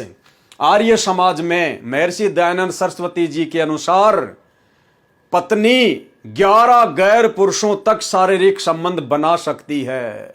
अब बताओ, ये आर्य समाज है या फिर ये घटिया समाज है? ऐसा करने से समाज में सुधार होगा या समाज में बिगाड़ होगा? सवाल किया, नियोग मरे पीछे ही होता है व जीते जी पति के भी। स्वामी जी ने उत्तर दिया, जीते जी भी होता है। अगर किसी का पति ना मरा हो, कोई औरत विधवा ना हुई हो, और वो स्त्री चाहे तो बाहर के पुरुषों से गैर शारीरिक संबंध बना के भी संतान उत्पत्ति कर सकती है। भाई और बहनों, ये है महर्षि दयानंद सरस्वती जी के उत्तम विचार। इनको महान समाज सुधारक की संज्ञा दी गई है। अगर दुनिया इनके नियमों को फॉलो कर ले तो ये सृष्टि 1 साल में पूरी लड़ झगड़ के कटमर के समाप्त हो जाए, लड़ झगड़ के। जब पति संतान उत्पत्ति में असमर्थ होवे, यानी किसी औरत का पति यदि संतान उत्पत्ति करने में असमर्थ हो, तब अपनी स्त्री को आज्ञा देवे कि हे सुभागे, सौभाग्य की इच्छा करने वाली स्त्री, तू मुझसे दूसरे पति की इच्छा कर। महर्षि जी कह रहे हैं, अगर किसी स्त्री का पति संतान उत्पन्न करने में समर्थ ना हो, कोई भी प्रॉब्लम हो, कोई बीमारी हो, कुछ भी हो, तो महर्षि जी कह रहे हैं कि आर्य समाज में मेरे फॉलोवर को क्या करना चाहिए? वो पति अपनी पत्नी से कहे कि हे मेरी प्रिय, हे मेरी प्रिय पत्नी, तू मेरे अलावा किसी गैर पुरुष से शारीरिक संबंध बना के और संतान उत्पत्ति कर। अरे कौन ऐसा निर्लज, महामूर्ख, मंद बुद्धि पुरुष होगा जो अपनी पत्नी को यह बात कहेगा कि तू मेरे रहते सहते और किसी और के साथ में शारीरिक संबंध बना के संतान उत्पत्ति कर? यह घटिया से घटिया विचार, घटिया से घटिया व्यक्ति ही अपनी पुस्तक में लिख सकता है। अगर इन विचारों को, जो विचार महर्षि जी ने अपने सत्यार्थ प्रकाश में प्रस्तुत किए हैं, अगर समाज में उतार दिया जाए, समाज में लागू कर दिए जाएं, तो भाई और बहनों, इंसानों में और कुत्तों में कोई अंतर नहीं होगा। कुत्तों में और इंसानों में कोई अंतर नहीं रह जाएगा। इसलिए संत रामपाल जी का विरोध हुआ था जब उन्होंने ये कड़वी सच्चाई समाज के सामने रखी। जब पति संतान उत्पत्ति में असमर्थ होवे, तब अपनी स्त्री को आज्ञा दे कि हे सुभगे, सौभाग्य की इच्छा करने वाली स्त्री, तू मुझसे दूसरे पति की इच्छा कर, क्योंकि अब मुझसे संतान उत्पत्ति नहीं हो सकेगी। तब स्त्री दूसरे से नियोग करके संतान उत्पत्ति करे। महर्षि जी कह रहे हैं, फिर वो अपने पति से आज्ञा लेके और दूसरे गैर पुरुषों से संबंध बना के 11 पुरुषों तक वो संबंध बना सकती है कुतिया की तरह, और उसके बाद वो संतान उत्पत्ति करे। परंतु उस विवाहित महस्य पति की सेवा में तत्पर रहे। अपने उस पति की सेवा भी करे अच्छे से और बाहर 11 पति बना के संतान उत्पत्ति भी कर ले। बताओ, सेवा करने और करवाने के लायक वो परिवार रहेगा? ऐसा परिवार में आग लग जाएगी, आग, कलेश हो जाएगा, कलेश। वैसे ही स्त्री भी जब रोग आदि दोषों से ग्रस्त होकर संतान उत्पत्ति में असमर्थ हो, महर्षि जी कह रहे हैं ठीक इसी प्रकार यदि किसी की स्त्री रोग आदि के कारण संतान उत्पत्ति करने में असमर्थ हो, तो कहते हैं उस स्त्री को अपने पति को आदेश दे देना चाहिए कि पतिदेव, मैं तो संतान उत्पत्ति कर नहीं पाऊंगी और आप बाहर 11 औरतों तक कुकर्म करके, कुत्ता कर्म करके और अपना खानदान चलाने के लिए संतान उत्पत्ति कर सकते हो। ये विचार है महान समाज सुधारक श्रीमान दयानंद सरस्वती जी के। वैसे ही स्त्री भी जब रोग आदि दोषों से ग्रस्त होकर संतान उत्पत्ति में असमर्थ होवे, तब अपने पति को आज्ञा देवे कि हे स्वामी, आप मुझसे संतान उत्पत्ति की इच्छा छोड़ के किसी दूसरी विधवा स्त्री से नियोग करके संतान उत्पत्ति कीजिए। सत्यार्थ प्रकाश महर्षि दयानंद सरस्वती, पेज नंबर 134, चतुर्थ समोल्लास। कूड़ा ज्ञान, कचरा ज्ञान, समाज को बिगाड़ने की दिशा में एक कुप्रयास। तब अपने पति को आज्ञा देवे कि हे स्वामी, आप मुझसे संतान उत्पत्ति की इच्छा छोड़ के किसी दूसरी विधवा स्त्री से नियोग करके संतान उत्पत्ति कीजिए। भाइयों और बहनों, मत अपने जीवन में लागू कर लेना, और जो होशो हवास में होगा वो तो इस प्रकार की बातें पढ़ के इस पुस्तक को उसी समय माचिस लगा के आग लगा देगा, आग, कि कहीं ये समाज बिगाड़ने वाली पुस्तक अगर किसी और के हाथ लग गई तो उस कुल का, उस खानदान का सत्यानाश हो जाएगा, सत्यानाश। तो ये विचार हैं आर्य समाज में शादी के बाद अवैध संबंध भी जायज हैं। समोल्लास नंबर 4, पेज नंबर 134। अब आगे देखिए भाइयों और बहनों, और क्या लिखा है महान समाज सुधारक श्रीमान दयानंद सरस्वती जी ने अपनी इसी पुस्तक में सत्यार्थ प्रकाश में, पेज नंबर 134, चतुर्थ समोल्लास। क्या लिखा है?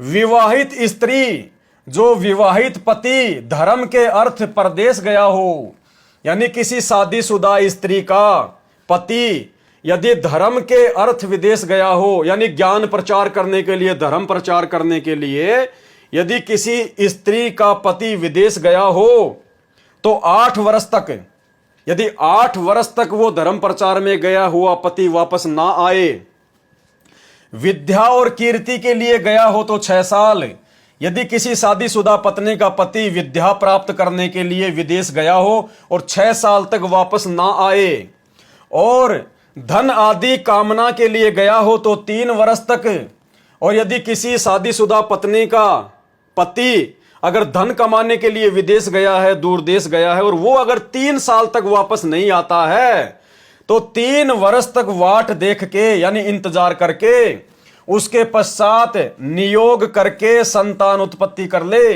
यानी वो वेश्या बन जाए, वो रंडी बन जाए। अरे ठीक है, उसका पति विदेश चला गया तो उसको इंतजार करना चाहिए, आ जाएगा, और नहीं आएगा तो क्या अपने पतिव्रता धर्म को नष्ट करेगी, अपनी इज्जत को तार तार कर देगी। लेकिन यह है महान समाज सुधारक दयानंद सरस्वती जी के विचार, ये आर्य समाज के विचार हैं। अब सोचिए, ये आर्य समाज है या घटिया समाज है? क्या ऐसा आर्य समाज आपको चाहिए? क्या आप ऐसे घटिया समाज के मेंबर बनना चाहेंगे? क्या आप इन नियमों को अपने खानदान में, अपने परिवार में लागू कर सकते हैं? क्या इन घटिया नियमों को अपने जीवन में लागू करके आप कभी जीवन में खुशहाल हो सकते हैं? महर्षि दयानंद सरस्वती जी कह रहे हैं सत्यार्थ प्रकाश के 4थे समोल्लास में, पेज नंबर 134 पर, कि यदि किसी विवाहित स्त्री का पति धर्म के प्रचार प्रसार के लिए विदेश गया हो और 8 साल तक वापस ना आए, यदि किसी का पति शिक्षा प्राप्त करने के लिए विदेश गया हो और 6 साल तक ना आए, और यदि किसी का पति पैसे कमाने के लिए विदेश गया हो और 3 साल तक ना आए, तो कैसे उस स्त्री को उसके बाद इंतजार ना करके और किसी दूसरे गैर पुरुष से नियोग कर लेना चाहिए। यानी गैर पुरुष से, गैर मर्दों से 11 मर्दों तक, 11 पुरुषों तक नियोग करके उसको संतान उत्पत्ति कर लेनी चाहिए। और जब उसका पति अगर वापस आ जाता है तो पहले वाले को छोड़ देना चाहिए जिसके साथ नियोग करके संतान उत्पत्ति की है। और जो संतान उत्पन्न हो चुकी है उसका बाप वही कहलाएगा जो विदेश से वापस आ गया है। यह है महान समाज सुधारक, महान श्रीमान दयानंद सरस्वती जी के महान विचार। यह है आर्य समाज की सच्चाई, महर्षि दयानंद सरस्वती की सच्चाई, सत्यार्थ प्रकाश की सच्चाई, सत्यानाश प्रकाश की सच्चाई। विवाहित स्त्री जो विवाहित पति धर्म के अर्थ परदेश गया हो तो 8 वर्ष तक, विद्या और कीर्ति के लिए गया हो तो 6 वर्ष, और धन आदि कामना के लिए गया हो तो 3 वर्ष तक वाट देख के उसके पश्चात नियोग करके संतान उत्पत्ति कर ले। जब विवाहित पति आवे तब नियुक्त पुरुष छूट जावे। जब वो पति वापस आ जाए विदेश से तो वो नियोग वाले को छोड़ दे। अब आगे क्या कह रहे हैं महर्षि जी कि ठीक इसी प्रकार मर्द के लिए भी वही नियम है, वैसे ही पुरुष के लिए भी नियम है। जब विवाह से 8 वर्ष तक स्त्री को गर्भ ना रहे, वो बांझ हो जाए, तो वो भी बाहर की स्त्रियों से शारीरिक संबंध बना के संतान उत्पत्ति कर सकता है। भाई बहनों, ये विचार हैं महर्षि दयानंद सरस्वती जी के। अब भाई इस गंदगी को, इस कचरा ज्ञान को, इस कूड़ा ज्ञान को जो दयानंद सरस्वती ने सत्यार्थ प्रकाश में ठोक दिया समाज को बिगाड़ने के लिए, अब इस घटिया ज्ञान को भाई समाज के सामने प्रस्तुत करके, सार्वजनिक करके कौन आफत मोल ले? कौन? ये तो केवल वो ले सकता है जो सर्व समाज का पिता है, सर्व सृष्टि का पिता है, जिसकी संतानों को काल प्रेरणा से ऐसे ऐसे महर्षियों के द्वारा बिगाड़ा जा रहा हो। उस परमपिता परमेश्वर को चिंता होती है। और तब वो परमेश्वर कबीर साहिब सतलोक से चलकर संत रूप में धरती पर प्रकट होता है। फिर वो परमेश्वर ऐसे अज्ञानी और पाखंडी धर्म गुरुओं की, समाज सुधारकों की, जो झूठी फीत लगी होती है समाज सुधार की, धर्म गुरुओं की, ज्ञानियों की, विद्वानों की, परमेश्वर अपने तत्व ज्ञान से उनकी सारी फीत उधेड़ देता है, उनकी सारी की सारी खाल उतार देता है। और जो कचरा, जो कूड़ा उनके द्वारा लिखित पुस्तकों में होता है, उनके उपदेशों में होता है, सत्संगों में होता है, परमेश्वर उसको सार्वजनिक करते हैं। अब आपको एक छोटा सा वीडियो दिखाते हैं उसी व्यक्ति का, जो व्यक्ति वर्तमान में अपने आप को आर्य समाज का बहुत बड़ा संत मानता है, स्वामी सच्चिदानंद सरस्वती जी। क्या कह रहा है वो व्यक्ति? छोटा सा वीडियो उसका पहले आप देख लीजिएगा। और तो और एक पुराण ऐसा है जिसकी समाज में आज बड़ी व्याप्ति हो रही है, जगह जगह जिसके नाम से बड़ी बड़ी कथाएं होती हैं। जिस पुराण का नाम है श्रीमद् भागवत महापुराण। आप लोगों ने उसकी कथाएं सुनी होंगी। वैसे तो इस धूर्त भागवतकार ने भगवान कृष्ण को कलंकित करने में कोई कोर कसर नहीं छोड़ी। ऋषि दयानंद की वेदना को देखो। स्वामी दयानंद कहते हैं, भागवत बनाने वाले, तू अपनी मां के गर्भ में ही मर गया होता तो अच्छा होता, और यदि अपने मां के गर्भ में नहीं मर पाया तो जन्म लेते मर जाता तब भी अच्छा होता। तू इस धरती से समाप्त हो जाता तो बहुत सनातन धर्म का उपकार हो गया होता, क्योंकि तूने हमारे महापुरुष भगवान कृष्ण को जितना कलंकित किया है उतना किसने कलंकित किया नहीं भगवान कृष्ण को। तो वीडियो में इसने कहा श्रीमद् भागवत महापुराण के लेखक श्री वेद व्यास जी के विषय में, हिंदू समाज जिसको अपना भगवान मानता है, भगवान वेद व्यास, वो कह रहा है कि जो वेद व्यास जी हैं उनको तो मां के गर्भ में ही मर जाना चाहिए था। यानी महर्षि दयानंद जी के विचार बता रहा है कि वेद व्यास के विषय में, श्रीमद् भागवत महापुराण के लेखक वेद व्यास जी के विषय में और दयानंद सरस्वती जी के क्या विचार थे कि इस महापुराण के लेखक को तो मां के गर्भ में ही मर जाना चाहिए था। अगर वो गर्भ में नहीं मर पाया तो जन्म लेते ही मर जाना चाहिए था, क्योंकि सबसे ज्यादा समाज का बिगाड़ा श्रीमद् देवी भागवत महापुराण ने किया है। तो भाई अब आपने ये पुस्तक देख ली, सत्यार्थ प्रकाश, महर्षि दयानंद सरस्वती के द्वारा लिखित है। अब आप बताइए, क्या इस व्यक्ति को जन्म लेने का अधिकार था? क्या ऐसे घटिया विचारों से ओतप्रोत व्यक्ति को मां के गर्भ में नहीं मर जाना चाहिए था? और मां के गर्भ में अगर बच भी गया तो क्या जन्म लेते ही नहीं मर जाना चाहिए था? जो समाज को इस प्रकार से बिगाड़ने की पूरी तैयारी करके आया था, काल प्रेरणा से काल ने अपना विशेष दूत भेज रखा था, ये जो समाज सुधार के नाम पर विद्वान की कीर्ति प्राप्त करके दुनिया को बिगाड़ने की दिशा में आगे बढ़ रहा है। अगर इसके घटिया विचारों को समाज में लागू कर दिया जाए तो क्या होगा भाई और बहनों? देश का सत्यानाश हो जाएगा, देश का सत्यानाश। कत्लेआम, लड़ाई झगड़े, घर में कलेश, ये है इनके घटिया विचार। और ये स्वामी सच्चिदानंद सरस्वती दयानंद जी का फॉलोवर ये संत रामपाल जी के ऊपर उंगली उठाता है कि उनको संस्कृत के बारे में कुछ नहीं पता, उन्होंने वेदों के श्लोकों का अनर्थ कर दिया। और एक श्लोक को परिभाषित करते हुए क्या कह रहा है, आप जी पहले छोटा सा वीडियो सुनिए। एक बात पे जरूर ध्यान रखना, उस श्लोक को सुनाते समय और गुरुदेव भगवान का नाम लेते हुए वो कह रहा है कि संत रामपाल जी ने कवि को कबीर साबित कर दिया। यानी उस श्लोक में जो कवि लिखा हुआ है, कह रहा है कि संत रामपाल जी तो कबीरपंथी है, वो कबीर को अपना भगवान मानता है, इसलिए उसने कवि को कबीर घोषित कर दिया। और आम लोगों से पूछ रहा है, वहां बैठे हुए लोगों से पूछ रहा है कि कवि और कबीर अलग अलग है ना। लोगों से पूछ रहा है जिनको एबीसीडी का नहीं पता, वेदों का, उन लोगों से पूछ रहा कि कवि और कबीर अलग अलग है ना। तो देखो कवि और कबीर एक कैसे हो सकते हैं, लेकिन संत रामपाल जी ने एक कर दिया। और फिर यह भी कह रहा है कि वेदों में परमात्मा को कवि नाम से संबोधित किया है, क्योंकि परमात्मा एक कवि भी है। यह भी मान रहा हो कि परमात्मा एक कवि भी है। तो सुनिए पहले छोटा सा वीडियो। जैसे आपके हरियाणा के अंदर एक रामपाल है, वो भी बिल्कुल निरक्षर भट्टाचार्य, संस्कृत की एबीसीडी भी नहीं जानता वो व्यक्ति, और वो भी संस्कृत में टांगड़ आता है। और स्थिति इनकी क्या है, वेद का एक मंत्र आता है, वो पुरुष सूक्त का मंत्र है। ऋषि दयानंद ने भी सत्यार्थ प्रकाश में जिसको दिया है, मंत्र का नाम है सपरियगा शुक्रमकाय अवृणा असना विरम शुद्धमा पाप विद्धम कबीर मनीषी परिभू स्वयंभू।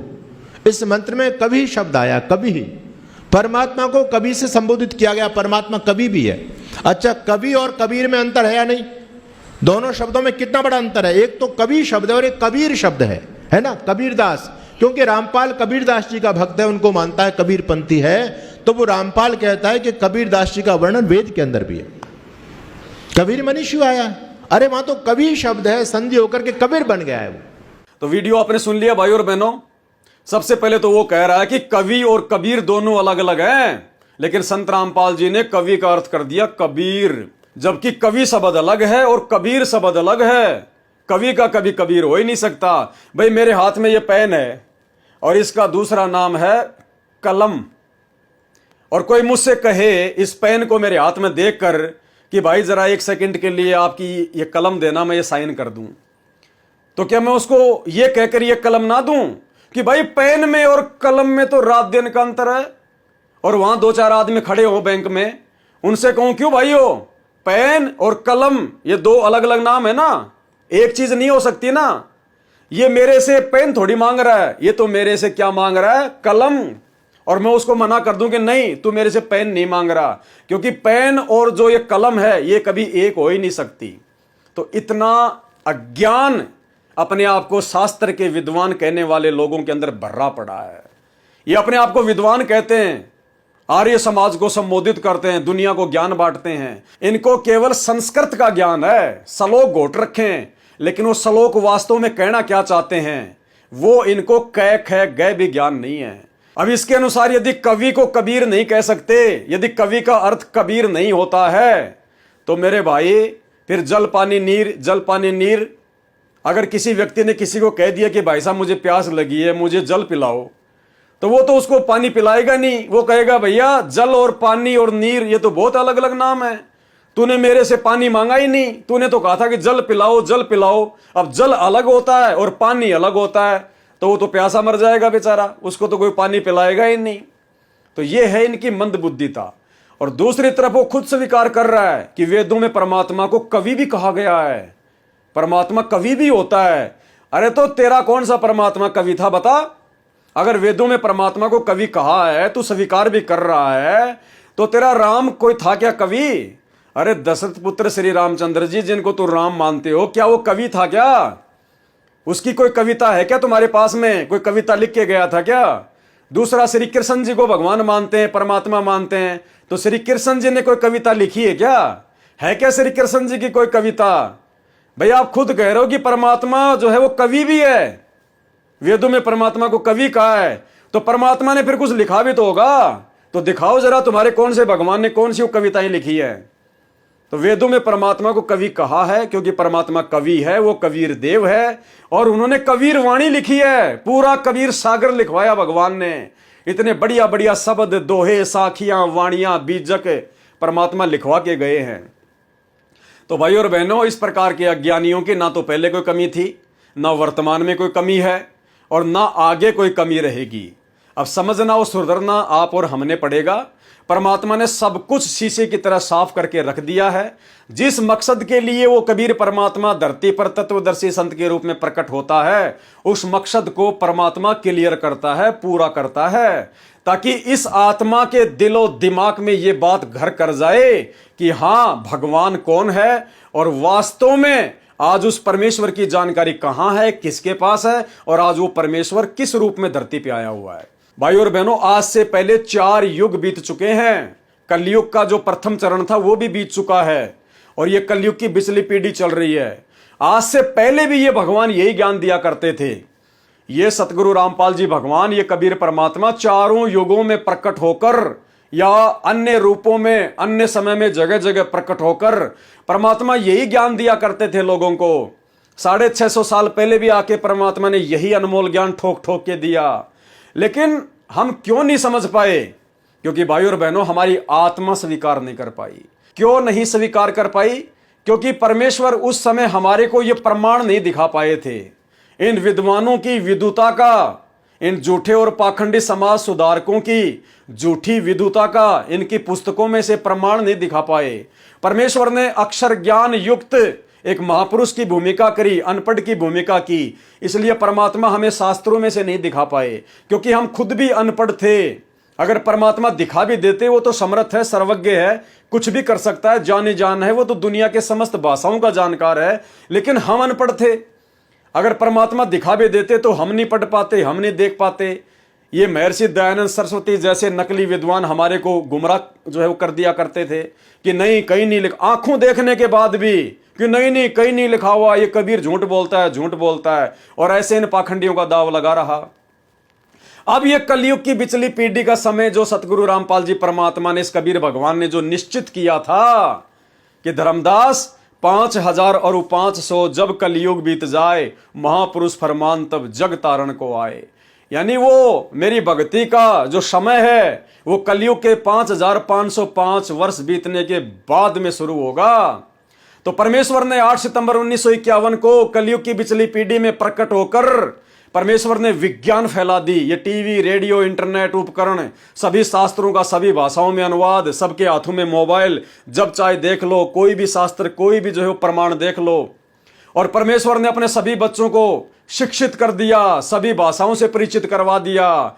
आज परमेश्वर ने फिर ये ठोक ठोक के ज्ञान दिया, वेदों का, गीता का, कुरान का, पुराण का, बाइबल का। महर्षि दयानंद सरस्वती जैसे झूठे विद्वानों का, झूठे समाज सुधारकों का अज्ञान परमेश्वर ने बिल्कुल आमने सामने कर दिया, आंखों के सामने कर दिया। इसलिए आज आप और हमारी आत्मा दृढ़ हो जाएगी। आज इस आत्मा को, इस मन पापी को मानने के लिए विवश होना पड़ेगा। इसके पास में कोई ऑप्शन ही नहीं बचेगा। इसलिए आज ये आत्मा अपने भगवान को पहचानेगी, अपने सतगुरुदेव भगवान को पहचानेगी, जो कि स्वयं कबीर परमात्मा है, धरती पर प्रकट हैं। ये विश्व इतिहास में, भक्ति इतिहास में जो संघर्ष इन्होंने किया है आत्माओं को जगाने के लिए, इस देश दुनिया में ना जाने कितने लाखों करोड़ों साधु संत महात्मा मंडलेश्वर शंकराचार्य हैं।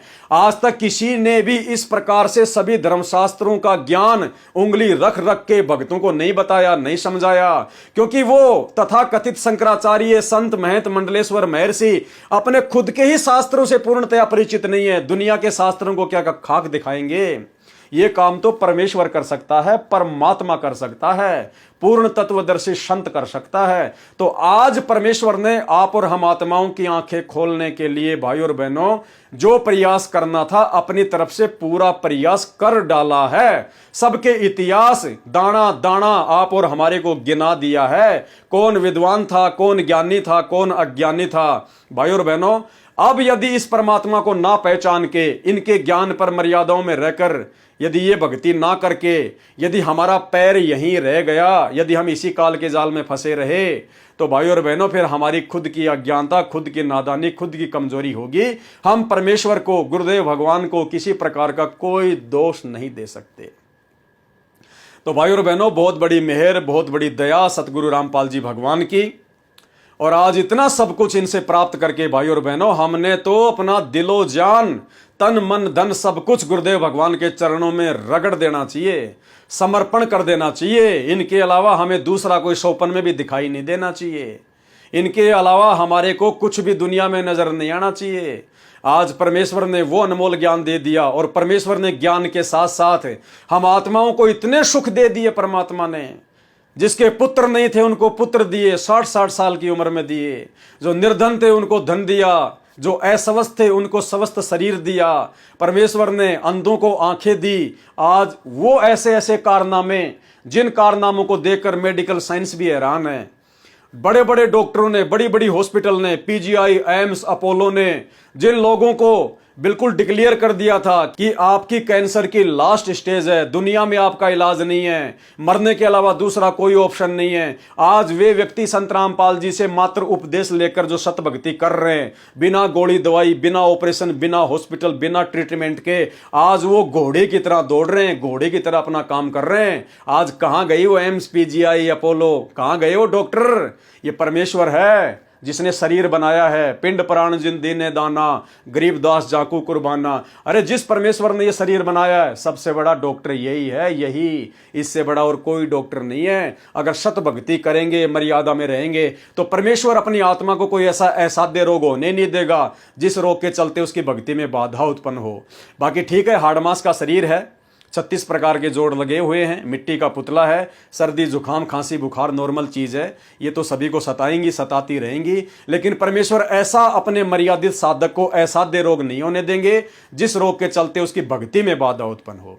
तो भाई और बहनों, आज हमने अपने परमपिता परमेश्वर जी को पहचानना है, और साथ संगत से जुड़े हुए भाई बहनों ने तो पहचान लिया है, और पहचान कर जिस प्रकार से भगवान के प्रति समर्पित होना होता है आत्म कल्याण के लिए, सत्सेवक भाई बहन ज्ञान को आधार बनाकर, घर को आश्रम बनाकर और गुरु को ही भगवान बनाकर समर्पित हो चुके हैं।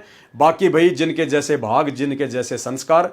तो भाई और बहनों, अब आगे परमेश्वर क्या बता रहे हैं लास्ट में?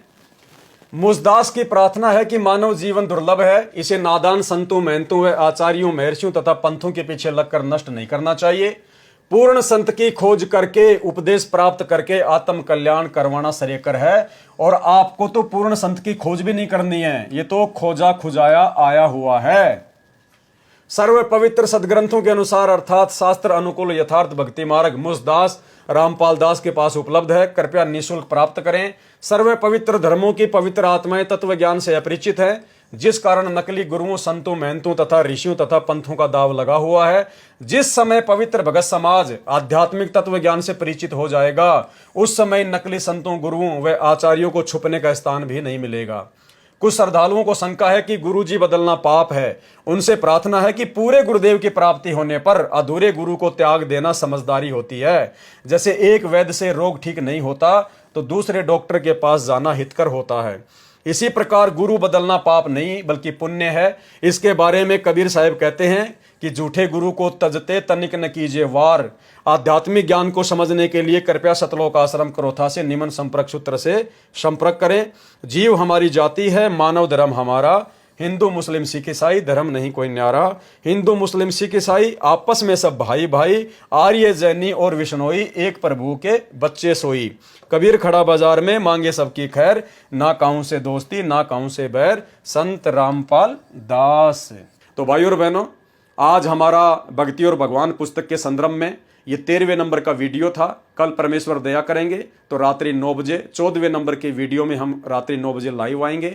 सभी भाई बहन लाइव जुड़े, इस वीडियो को ज़्यादा से ज़्यादा शेयर करें। और भाई और बहनों, आज का हमारा जो सत्यार्थ प्रकाश के ऊपर ये वीडियो बनाने का जो मकसद था, ये केवल आर्य समाज से संबंधित भाई बहनों को समझाने की दिशा में एक प्रयास था कि भाई और बहनों, आपकी आंखों के सामने महर्षि दयानंद सरस्वती जी का अज्ञान, उनकी सच्चाई, उन्हीं के कर कमलों से लिखित पुस्तक से आपने देखी है। हाथ कंगन को आरसी क्या, पढ़े लिखे को फारसी क्या। ये मनुष्य योनि परमात्मा प्राप्ति के लिए मिलती है, समय को ना गंवाएं। और मनुष्य योनि में पूर्ण मोक्ष प्राप्त करने वाला तत्वदर्शी संत, वो कबीर भगवान संत रामपाल जी के रूप में धरती पर प्रकट है। मौका ना गंवाएं। हम लोग जानवर नहीं हैं, पशु पक्षी नहीं हैं। परमेश्वर ने हमें इंसान योनि दी है, अन्य योनियों से भिन्न सर्वश्रेष्ठ दिमाग दिया है। हम सोच सकते हैं, विचार कर सकते हैं, देख सकते हैं, चिंतन मनन कर सकते हैं। खुद समझ में ना आवे तो दूसरे से सलाह मशवरा ले सकते हैं। तो आज अपने इस मनुष्य योनि में आपने जो विशेष दिमाग पाया है, जो बुद्धि पाई है, इसका प्रयोग करो। देखा देखी मत चलो, उन परंपराओं के पीछे मत दौड़ो, उन रीति रिवाजों में मत फंसे रहो। कौन ज्ञानी है, कौन अज्ञानी है, इसका निर्णय तो तत्वदर्शी संत के सत्संग सुनकर ही किया जा सकता है। तो तत्वदर्शी संत आपकी आंखों के सामने सतगुरु रामपाल जी भगवान धरती पर प्रकट हैं। यूट्यूब पर जाइए, संत रामपाल जी महाराज जी के नाम से उनके सत्संग सर्च कीजिए। सबसे पहले सृष्टि रचना सुनिए और सभी प्रमाण देखिए और भगवान के चरणों में लग जाइए। अन्यथा ये मनुष्य जन्म प्राप्त करके अगला जन्म गधे, कुत्ते, सूअर का ही प्राप्त करोगे। फिर और महादुख, और महासंकट, और महापरेशानियां, और इस प्रकार से ये काल फिर आपको आगे से आगे उलझाता ही चला जाएगा। तो सुलझाने के लिए परमात्मा आए हुए हैं। अगर जरा भी बुद्धि रखते हो तो संत रामपाल जी के यूट्यूब पर जाकर सत्संग सुनना शुरू कीजिए और परमेश्वर को परमेश्वर मानकर भक्ति कीजिए, अपना आत्म कल्याण करवाइए। तो आज के वीडियो में केवल इतना ही। गुरुदेव भगवान हम सबको आशीर्वाद दें, इजाजत दें। बंदी छोड़ सतगुरु रामपाल जी भगवान की जय हो।